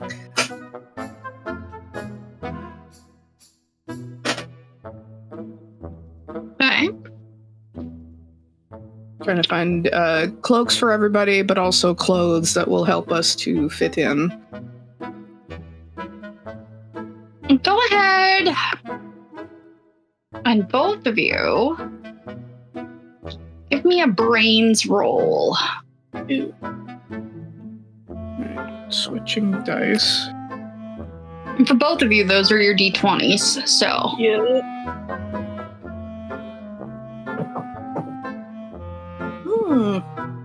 16. Okay. I also rolled a 16. Nice. Ooh, perfect. You find 4 cloaks. You find some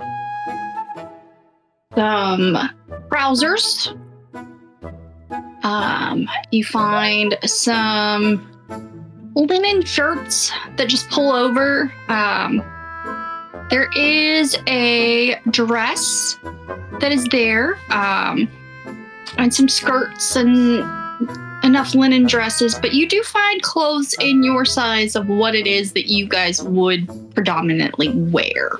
There's a wide variety, but you do absolutely find those 4 cloaks, one for each of you, and a child-sized one for Twigs.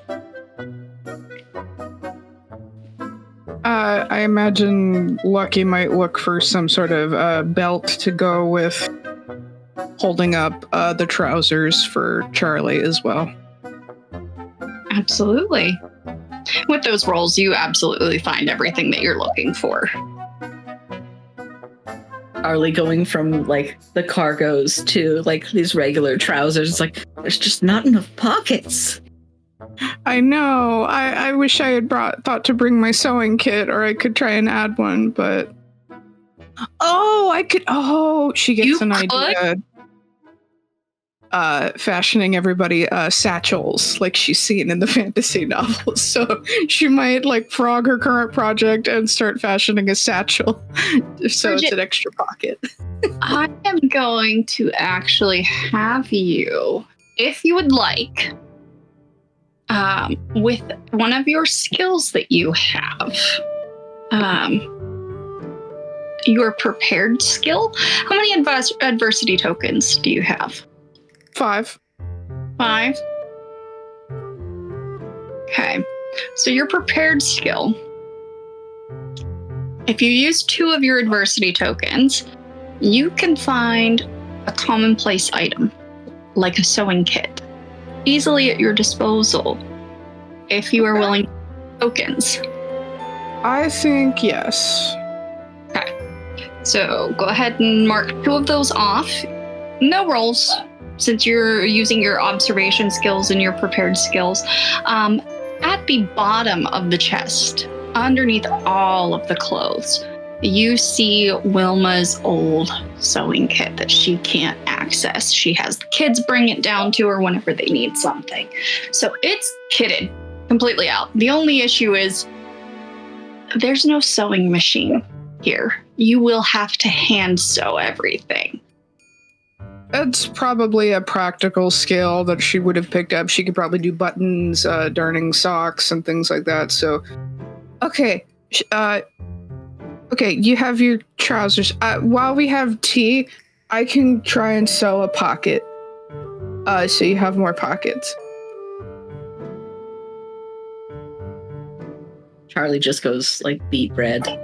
It's not an unfamiliar sight. Like you could just call his name and he'll blush. No, sweet bean. Here, so like stick with your cargo pants for a while, and I'll take these and I'll try and give them more pockets for you. Thank you.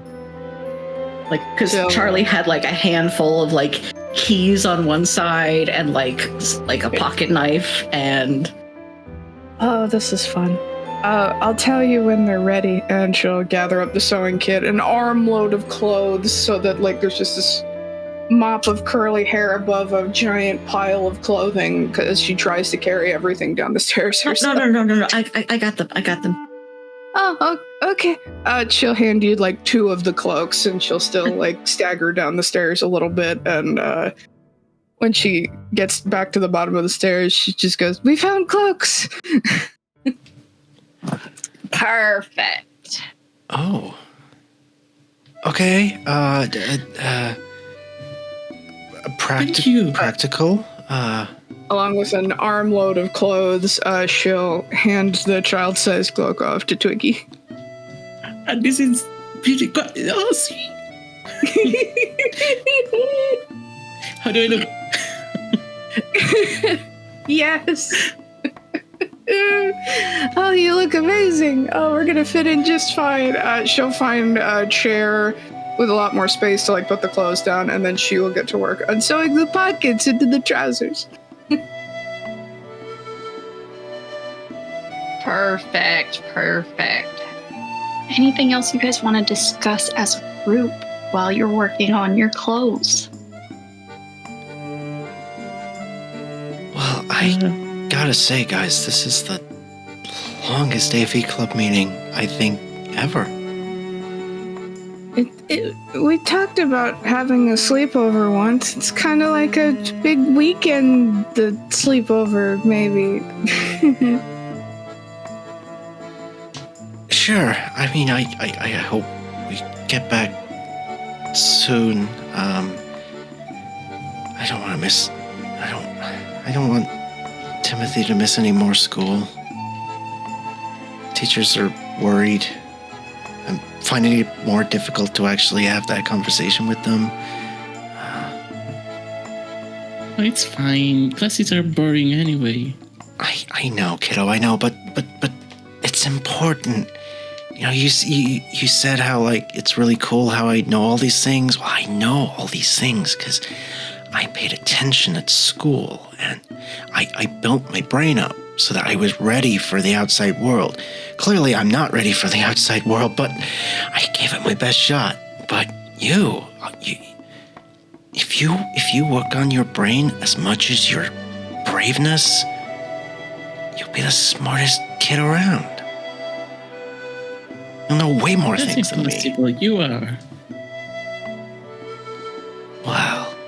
I don't tell that to Albert Einstein. I mean, Who's that? Well, there's also more than one way to be smart. There's book smarts, but then there's street smarts too. We could get plenty of street smarts. Here, it's just the streets are made of cobblestones and not pavement. I mean, actually, cobbled streets are they tend to last much longer than your typical asphalt that you would find, you know, in these modern times. Yeah. You know, it's the Romans' roads that they built back in Europe, back in the times of the Romans, in places in the United Kingdom, they're still there and they're still pristine, like even all these years later. And yet they can't mandate their own roads that they've built over the last 10 years. So I hear. I've never been to the UK. It sounds terrifying. Oh, so it'll be like we're getting street smarts on streets that were built to last. That's gotta count for something. That's a pretty cool way of looking at it. Good job, This Lee. is cool. A lot better. Can we stay in this school? Oh, the School of Street Smarts. I almost said the School of Hard Knocks just now. She'll finish one pocket and go on to the next side and just... Oh, these are going to turn out great. All right, kids. Dinner. Yeah, I'll join you guys in a minute. When's the party? Isn't it today? Isn't there food at the party? This whole extravaganza that he's doing is like a week long. It's not anything that is immediate. There's gonna be parties all week. Honestly, children, I really don't think that you should go to that, but I also understand kids will be kids, but I'm sure you have questions, and while we have questions that need to be answered, if we'd be happy to do that, you're all going to help me make dinner. We're going to make a stew. And you can ask your questions while we cook. Okay. Well, can I ask a question now? Of course, little one. So, is there a prince at the castle? Yeah. Not a prince. A princess. Alright, just a second. So he crosses out prince and writes princess on top. He could have just added the S's, but... So in his story, it's just amending the thing. And what's her name? She goes by Lizzie. Remember those kids I was telling you about? The ones who... Oh, is that the prince? The kid became a princess? She was the king's favorite. She helped war. Oh, so is her Yes. brother the prince of the queen? No one quite knows if the Winter King and the Summer Queen are related or not, or if they're ex-lovers, or... You never quite know. They're very old. Well, some would say immortal. It's hard to say. One goes into power, one goes out of power. It's all just a bunch of riffraff, but every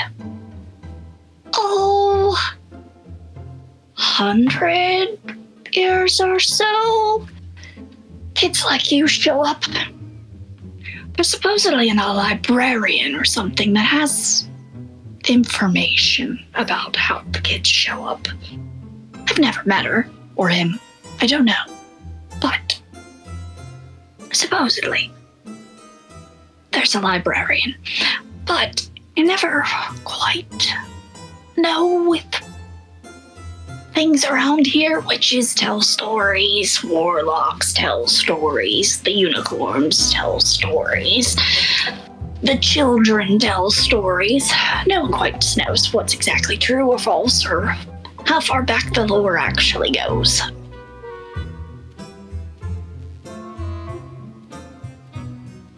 So we could make our own kind of stories. What kind of music? Exactly. I love that song. There's a song? Oh, there's lots of songs where we come from. Yeah. Like, Wait, do you not have when you're songs? alone, life is making you lonely. You can always go downtown. Yes, of course, we have songs, but not those kinds of songs. Those are the bards. The bards are the ones who write those kinds of songs. I try not to listen to that drivel while I'm working. You need to clear your head to watch all the kids running around the neighborhood and make sure none of them get hurt. And that one of my sheep doesn't try to bite them. Wait, your sheep bite? I mean, sheep do bite, dear boy. Most animals bite. When you stick your finger near a sheep and it's not done in a way that's kind, do you think it's not going to bite you? I mean, Do your sheep ordinarily have people. names?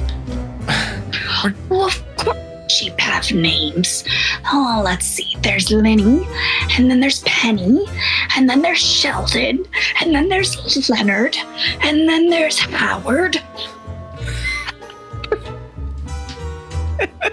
God fucking damn it.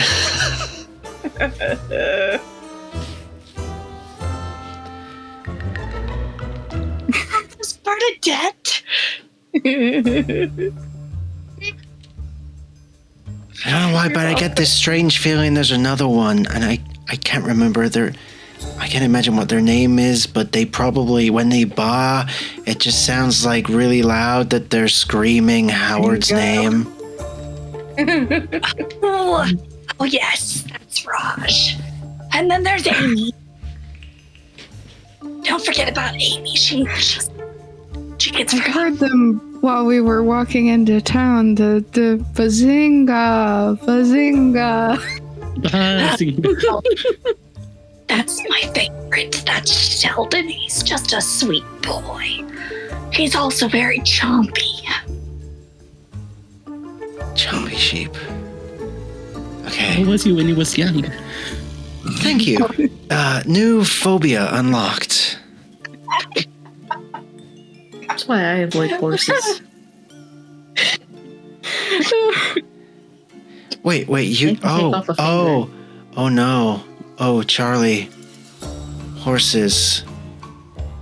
Kind of like unicorns. Oh, Yeah. the yeah. unicorn. Miss Wilma, do you know what the unicorn is like? Is she nice? Serenia? And Bridget, to spell that for you, because I know you're taking notes, it's Serenia. Oh my gosh, I spelled it right the first try. Yeah. Same. Wait, I'll Yay. change it. Yeah, I had to change it. No, I spelled it right. That's. I was one need to letter spell it wrong. wrong. Oh, Serenia's fantastic. She's the kindest unicorn I've ever met. Then again, there aren't a lot of unicorns in the Moonlit Forest. She kind of peeks out and sees that the sun's going down and the two moons are coming up. And the smaller of the two moons has a pinkish glow and sits right above the forest. Well, the moons are out, so she's absolutely out in the forest. I don't know where she is at this point. But she is magical and she does answer questions. But you can't always get them for free. Unicorns are tricky like that. They do sometimes require quests or need you to grab something for them. Something that requires thumbs. Correct, because they, the hoofs and the horn, and people are always trying to get to the unicorns. It's preposterous. That's why they only live in that forest, because everybody here protects the forest. Quinn's probably the most effective at it. She keeps the wolves away. But the wolves are pretty nice from what she says. Doesn't.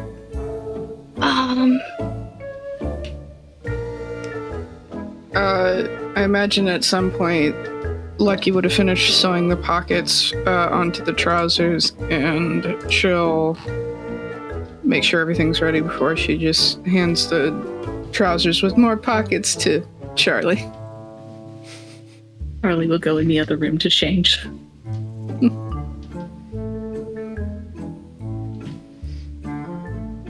Dinner.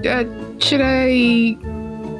Oh, she'll briefly wonder how potatoes are peeled in this time, but what do you need me to do to help prepare dinner? Well, we have the lamb in the stew, the broth, the carrots, and she points at Isaac and is like, you cut the carrots, and you two, when Charlie reappears from being changed, you two, one of you peel, one of you cut, throw them in the pot.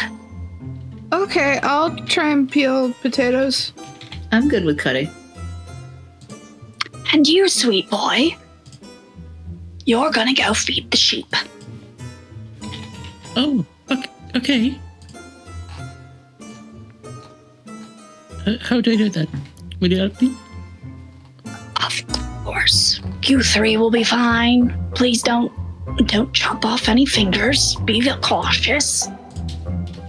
If you need anything, let me know. We're gonna go feed all of the bangers.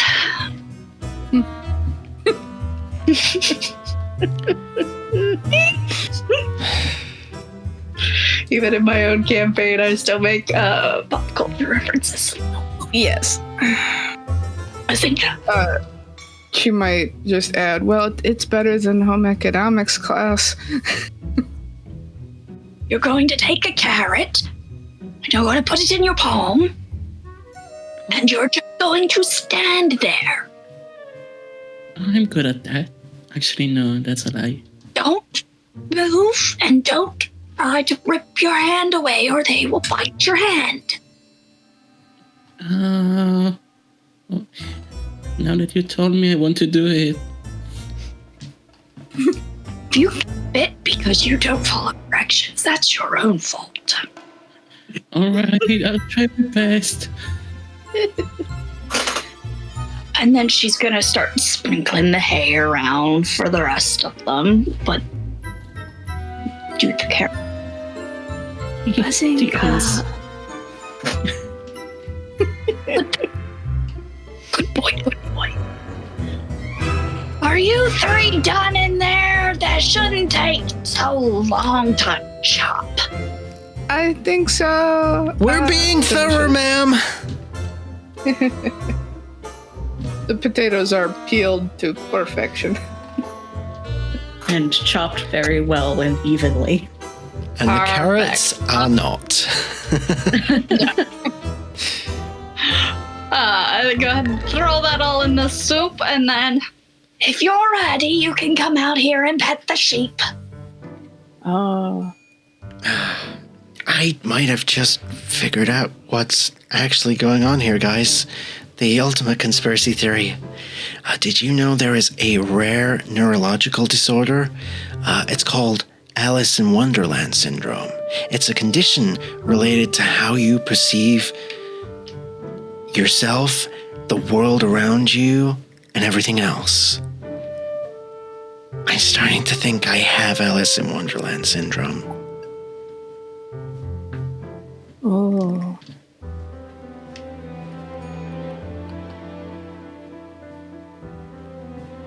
Out here and pet the sheep. Which one's the Bazinga one? I want to stay away from that one. Hey, it's really nice. Timothy, be careful. You know, the nice thing about animals is that they're very good for your mental health. And sheep have really soft fur. You say that, but when you first started talking about sheep, the first fact that you gave us, the first fact you contributed about sheep to the AV Club was that they can get, and I quote, a little chompy. Yes, because you're children and you don't just do things the way you're told. Ma'am, I am Don't. 15 years old. And I'm 85. Well, you You're don't look a child. day over 84. You're a child. But Wait. thank you. Who's such If you're 85, wait, did you say that you remembered the previous children, or that you heard about it? Well, I was here when they, like, at the tail end. I grew up in the war, so I didn't know how they actually got here. But, yeah. How long They're was the old. war? Oh, about 25 years or so while I was alive. Can't tell you when it actually started. Wait. Is time the same here as it is in our town? That's what I was wondering, because you have 2 sons, and I've also mentioned 2 moons, and Yeah, we do. I don't know how time works where you're from. I've never been anywhere but here.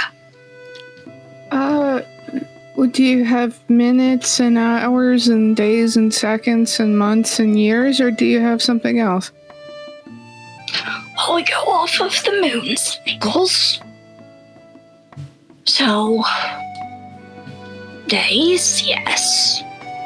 We don't really measure the hours. It's just that when the 2 suns are crossing paths before they set, that's like high noon. Oh. Okay. But it sounds similar to what you guys use. We use the suns and how they trajectory and things like that. So yes, days and nights. And years. But I don't know if our years are the same as your years, or if it's the same fast or slow, or how time processes. This sounds complicated. I was just thinking of the story. One of my favorite stories is Chronicles of Narnia, and they grew up in there, and then they came back, and they were still kids. So that's what I was thinking. Yeah. That's a good point, Twigs. Charlie looks at his watch. Is it still working? Give me a brains roll.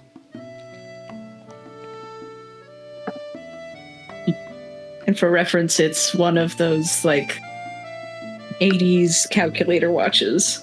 Yeah. Perfect. I Casio. expect nothing less. That is a 13. Okay. So it is working. Like, you can still see it ticking.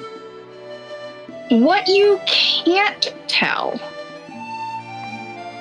is if it's not going backwards. It's kind of doing one of these. So it's calculator 1. So the numbers are kind of flickering. Yeah, the numbers flick, but they don't, like, it'll go from 1 to 2 and then back to 1 and then back to 2. So you can't tell how time is working. If it's slower, if it's faster. You can't tell yet. I guess this is just for math now.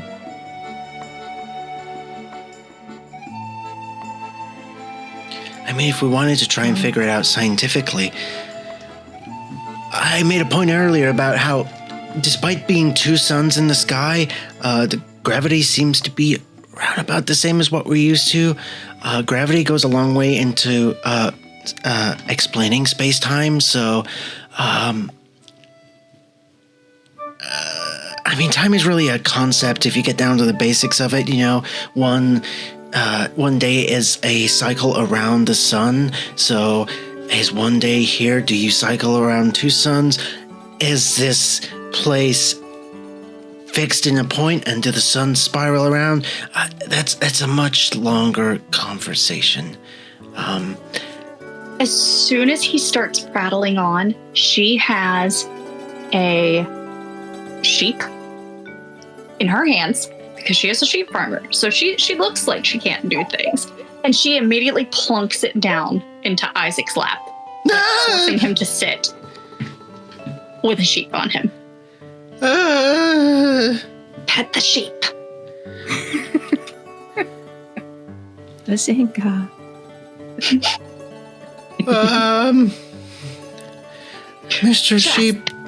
Mr. Sheep, do you consent to a gentle yet careful petting?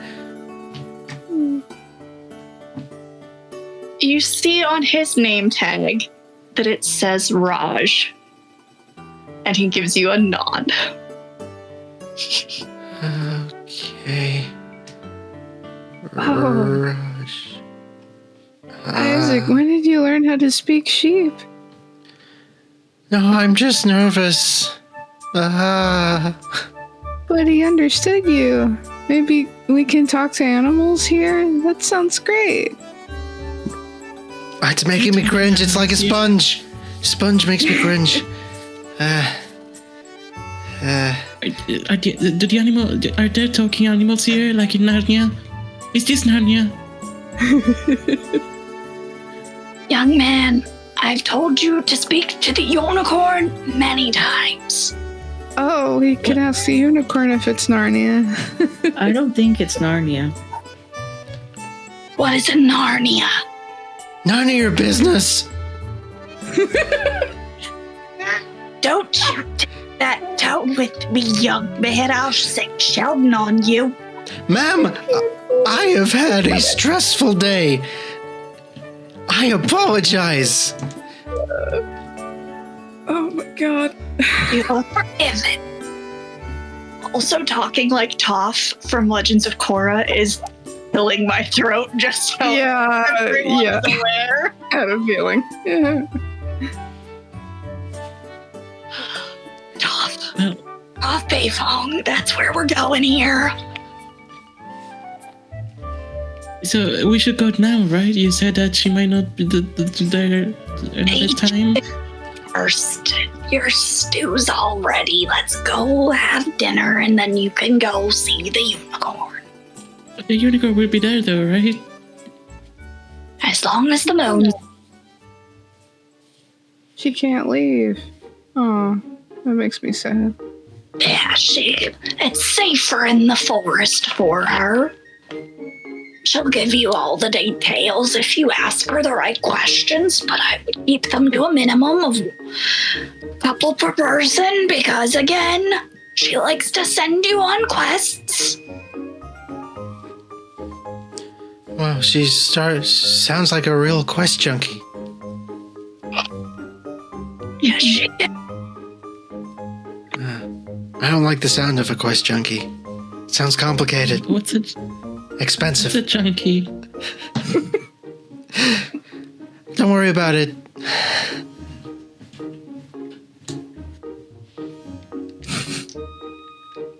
You all go in. So, Patch, Yes. I'm gonna make you roll Ooh. a brawn roll for me to see if you Brawn? can lift. Yes, to see if you can lift the sheep and get out from underneath Raj. Oh my goodness. Okay. Ooh. I got a 10 on my D10, so that explodes. It does explode. Roll it again, buddy. And that's a 1, so I got 11.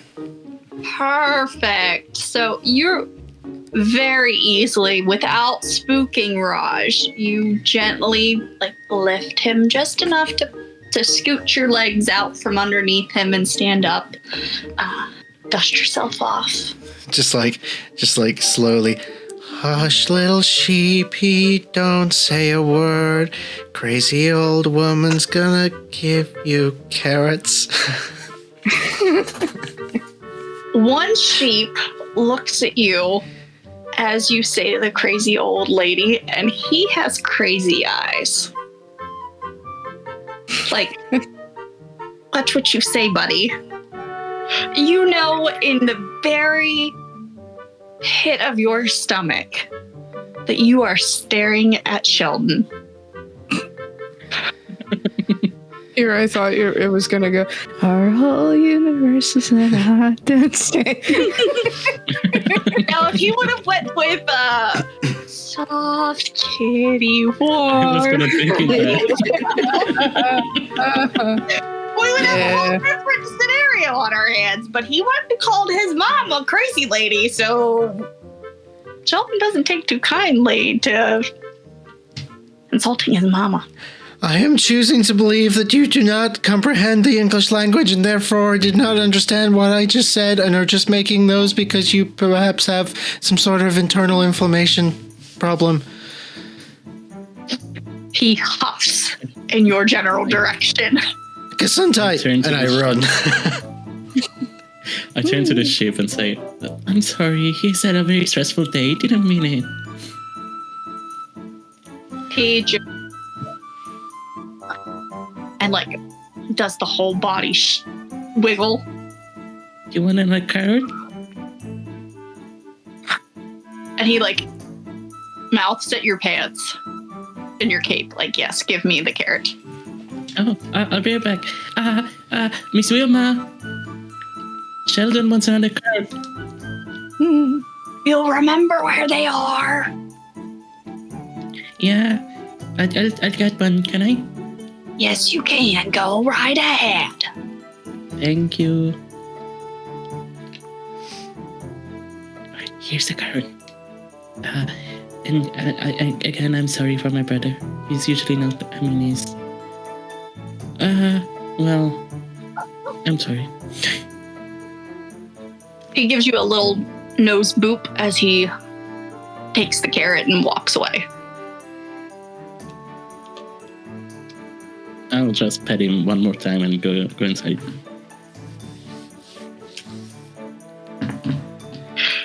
Pat, you have officially made an enemy out of a sheep. but mine was a peace offering. So It's all coming together. It's like a plan. Miss Wilma gets you all your bowls of stew and sits you down at the table with some milk that she had delivered from the tavern. Milk for all of you, and then an after dinner cookie. So if you have any more questions for Miss Wilma.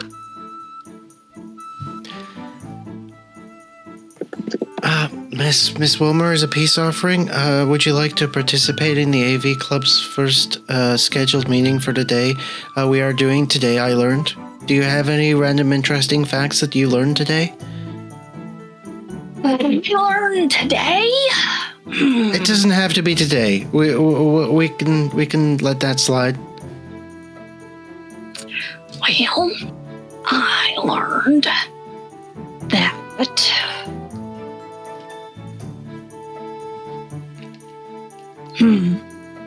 oh, that was years ago.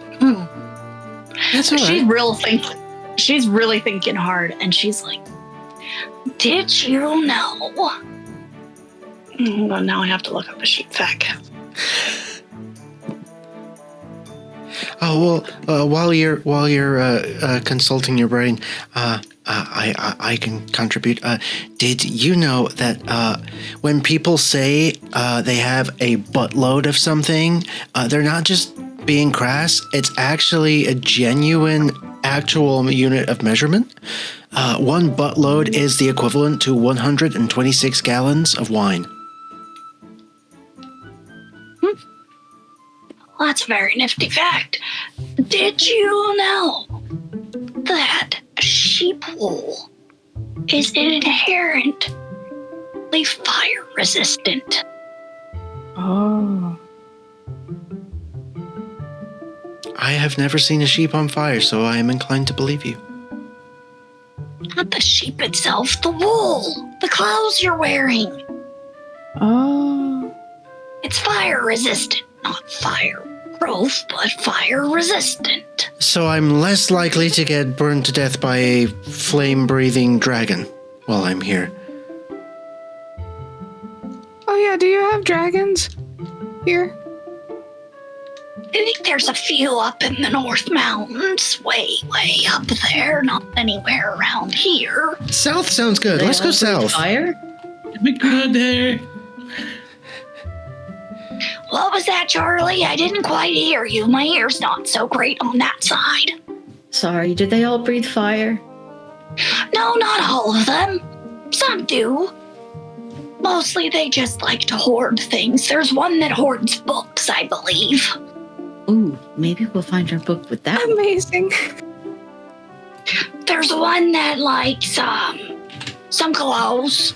Can't fit any of them, but he just likes to steal them from the town folks, so they just leave him clothes around his cave. There's another. They hoard books.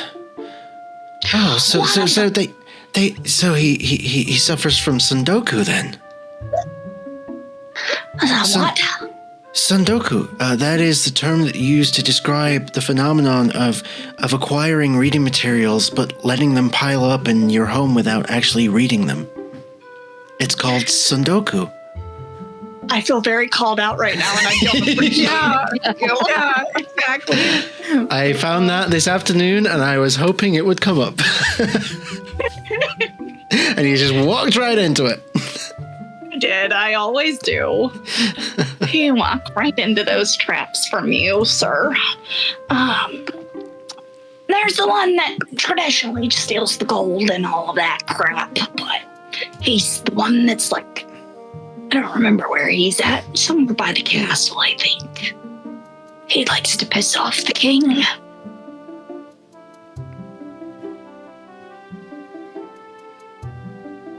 His name's Hamish, by the way.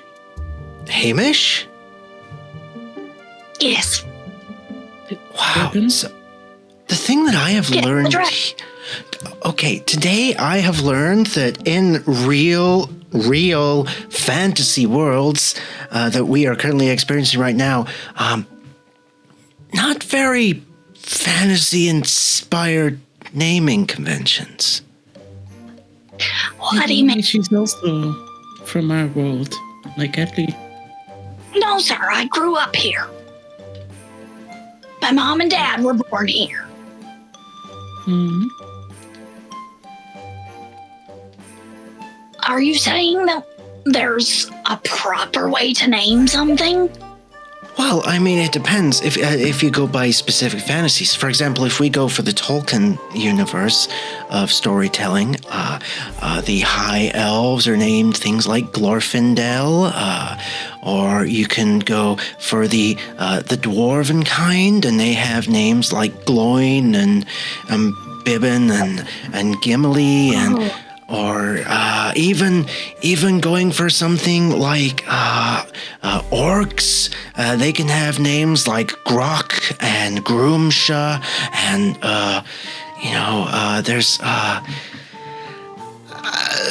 they just sound a bit more fantasy. Are there orcs here? Young man, well, yes, but they're friendly. Two, what may seem like fantasy to you, it's just our everyday world. That must be incredibly stressful, and you have my condolences. I don't know. I think our world would probably end up being stressful in return because it's a matter of being, acclimated. You know those cookies you had earlier? A little bit of grandma magic in them. That's why they taste so good. You spiked our food? Is grandma magic just love? Pretty much. Cocaine? Okay, I can cross that conspiracy theory, y'all. Hey, did you feel better after having your tea and your cookies? I don't remember now because all I can think is Grandma spiked the treats. I didn't spike anything, darling. You didn't ask what was in it. I didn't think I needed to. You walked right into a magical world and you didn't think you needed to ask questions. I have been asking questions since I got here. You know where it's got me? Nowhere. You've been asking the wrong questions. Okay, let me ask the right question. Okay, so 2 moons, 2 suns. Is there by any chance 2, I don't know, libraries that have books so we can find a book and fucking get home? Watch your tone, young man. Excuse me, you said something about being pissed off earlier in front of an 8-year-old. I think we're past the point of tone, ma'am. Oh, dear. I pick up a carrot and give it to Wilma. I'm sorry for my brother. Doesn't mean he's stressed out. Start He takes crocheting the carrot again. and he points it right at Isaac and does like the finger shake at him. Your little brother shouldn't be cleaning up your mistakes because you can't watch your tone. I know it's an extremely stressful day and I'm trying to be very gentle in delivering you information. Well, could you try and wave that carrot a little bit more gently then? Oh, don't. Take that tone with me. Again, that's your 2nd strike for your tone, sir. 3 strikes, you're out. Wow, okay, so we're trying to de-escalate the situation with a threat. Okay, this is what the older generations do not understand.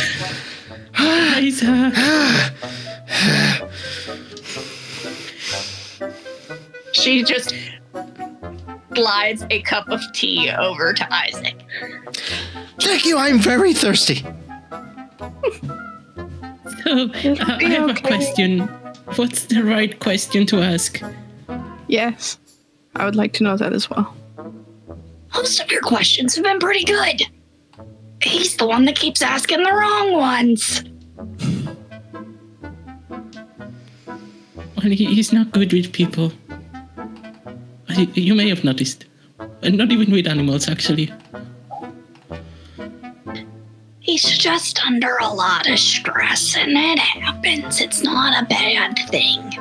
He just needs to learn to control how he reacts. It's okay.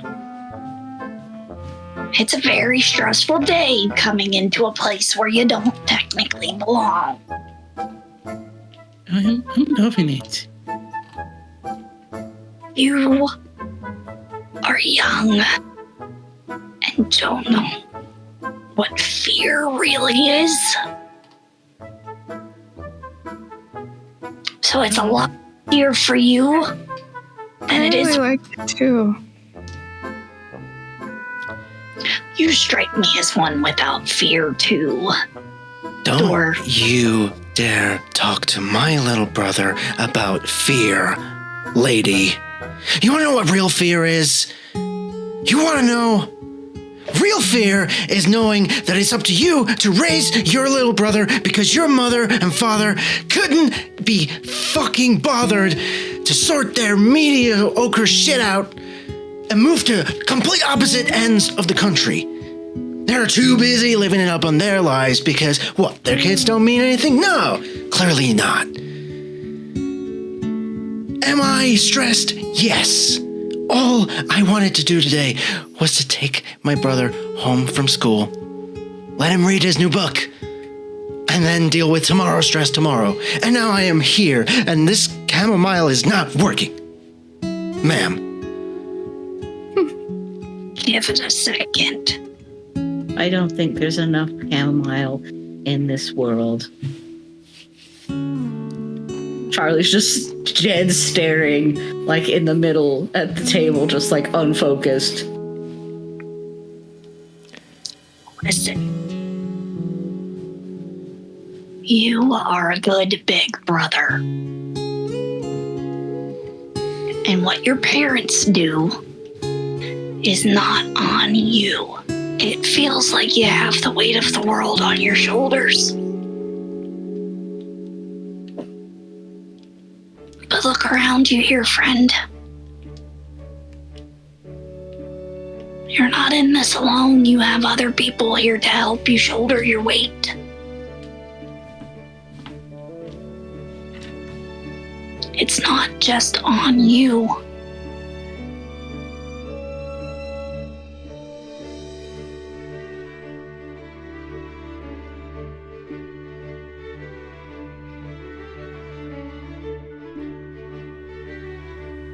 I will try Sorry.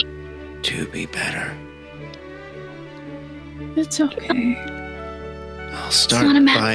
of being better. You're good just the way you are. Well, I'm gonna start by trying to ask the correct question in this moment in time. Do you have a bucket? Because I am going to throw up quite violently in moments from now.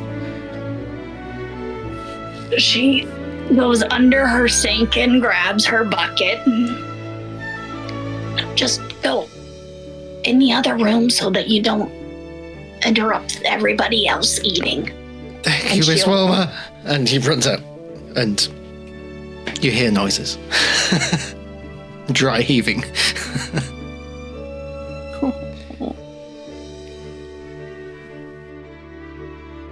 He's a good big brother. He's the All, best. all of you. And she looks between each and every one of you. Need to look out for each other. He seems like the one that's gonna have to be, it's on me to look after everybody. Unfortunately, that can happen.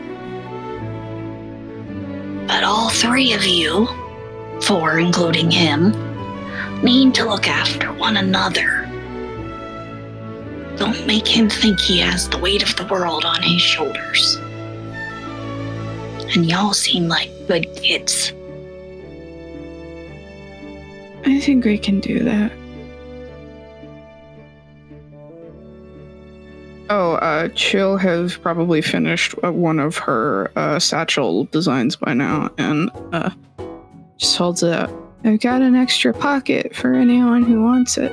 And it's probably like a neon orange satchel with a little pink flower embellishment on the end of it, and it's 100% Flower Child, but anyone who wants it, you get an extra pocket.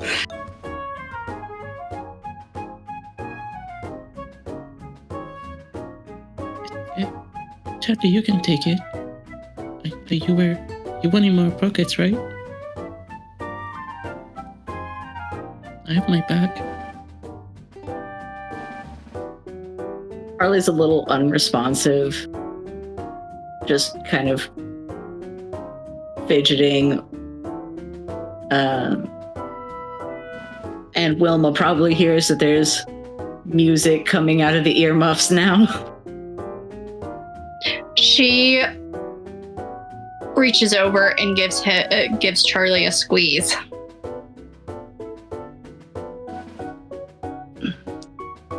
The comforting grandma vibes, but also the shit vibes. Lucky's going to leave the satchel in Charlie's lap very gently, and inside the satchel are a couple of flower petals.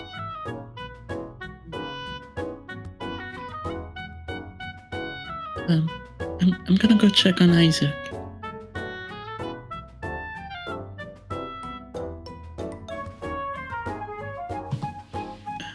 Isaac, are you okay? Yeah, I'm okay. His voice sounds hoarse, a little bit like Maddie's. Do you need water?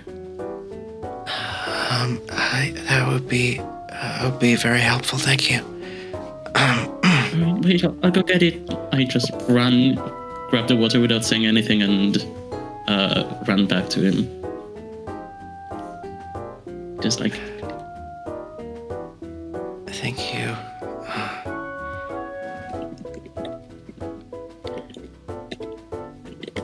We're having quite a day, aren't we? I'm sorry, Isaac. This is all my fault. No. I don't want to hear that. I don't want to hear that. You did, but you know, these things happen, and it's just another lesson of life that we have to get through. I guess your big brother doesn't have all the answers, because I've been struggling to deal with this situation, so I still have some learning to do. It's okay. We'll figure it out together. We'll write the story together. Will you help me write the story? And puts a hand on your shoulder, like, you never have to ask me for my help. You're my brother. Well, same goes for you.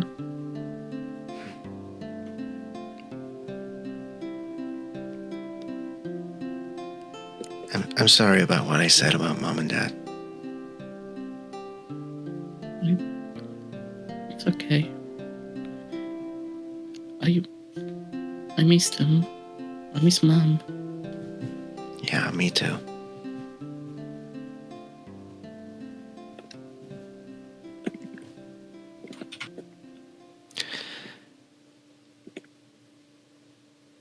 So, unicorn. We're gonna see a unicorn? It's pretty cool, right? Yeah. I can't wait. I will be curious to see if they accurately look like how they're represented in media and literature from our world, I guess. I mean, I've only seen the My Little Ponies one. Wait. How old is My Little Pony? I'm googling it. I'm pretty sure it's pretty old. In the 80s. Yeah. Yeah, okay. Okay. Yeah, 86. Okay. You know, I've never watched that show. Maybe when we get back, we could check it out together sometime.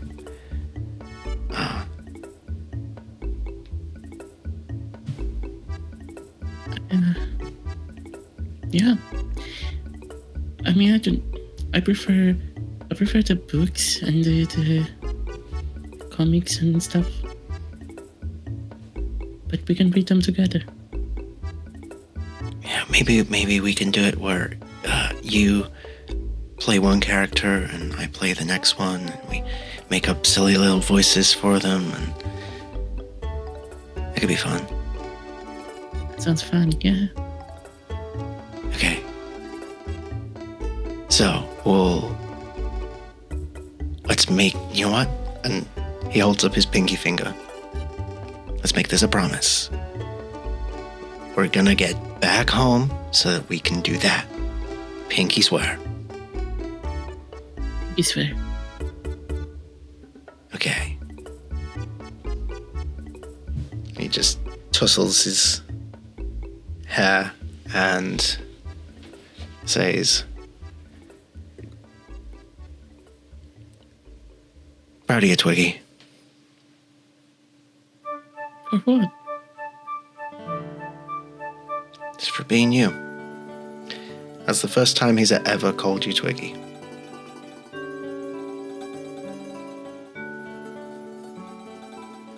Thank you.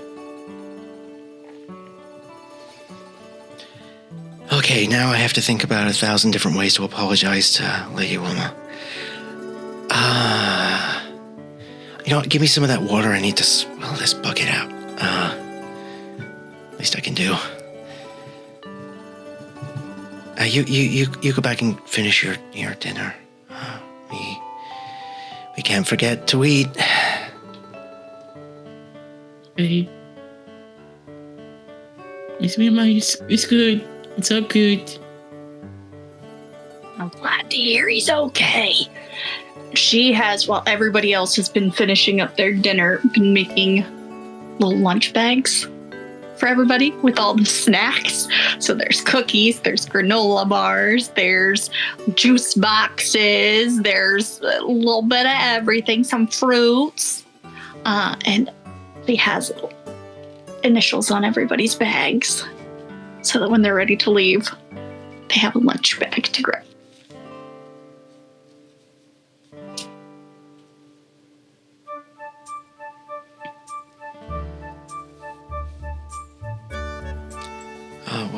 Here's your bucket. Thank you. I did my best to clean it. I don't have any hand sanitizer, but I did my best. That's okay. Are you okay to finish your dinner, or do you need something different to eat? I think I'm okay for now, but I'll grab something for later, maybe. And she points at the lunch bags. Oh, that's very kind. Thank you. I apologize that we got off on the wrong foot. You are a very, very kind person, and I hope that the next bunch of kids from our world that happen to find their way here through means of an unexplained phenomenon of reading a book and then being teleported here through strange magical means, I hope they run into you, because then they'll be okay. She's gonna give him a hug. Like, you know, the full grandma hug. Oh, okay. And pat the back of his head. Good boy. She'll add, did you know that hugs help with anxiety attacks because they soothe the parasympathetic nervous system, which is responsible for anxiety in the body? I did not know that, but I will keep that in mind. Thank you, Lucky. You're a good boy. I try. Use your friends. Don't take it all on yourself. And they'll help you get where you need to go.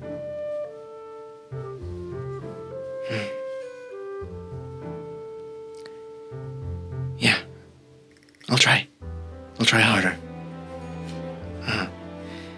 I'll try, Lucky. Charlie. Yeah. I'll try. We believe in you.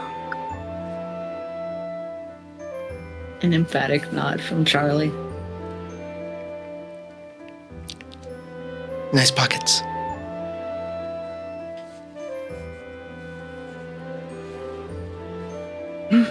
Just a little smile. So, I'm going to pose the question to you guys. Would you stay, or would you start going off to the unicorn? I feel like it was. Start going? I feel like it was clarified that there's kind of a time limit. Mm-hmm. So I think the group would feel it would be pertinent to head towards the unicorn sooner rather than later. Right, then we can get you on your way, and then we can pick up with you guys getting into the forest next time. Into the thick of it. Into the thick of it. Into the woods and out of the woods and home before dark. There we go. Yes. Need to do what's to sit in his house. All right, kids, grab your lunch boxes and start heading off, and you are on your way. Unless you have anything else for Granny Wilma before you go. Ooh. Isaac has one thing. He waits for the rest of the group to walk off. Okay. Miss Wilma, he gets in really close and whispers. You said something about asking the right questions. I did. Okay. This might require a long and complicated answer, which if it does, that's fine. We can put a pin in it, but how do you tell someone you like them? Like you like them? When you're like me?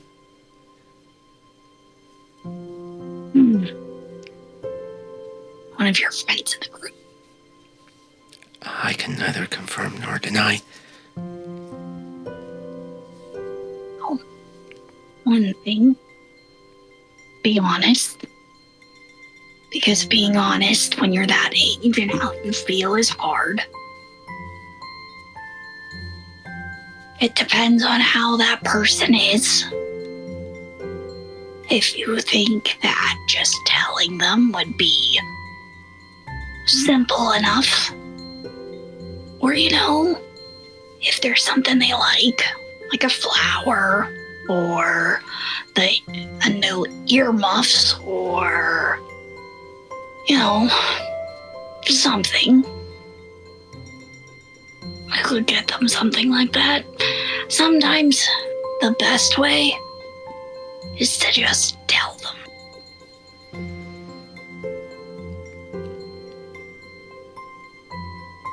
Okay, that's way more terrifying than I was expecting, but hey, we're gonna try.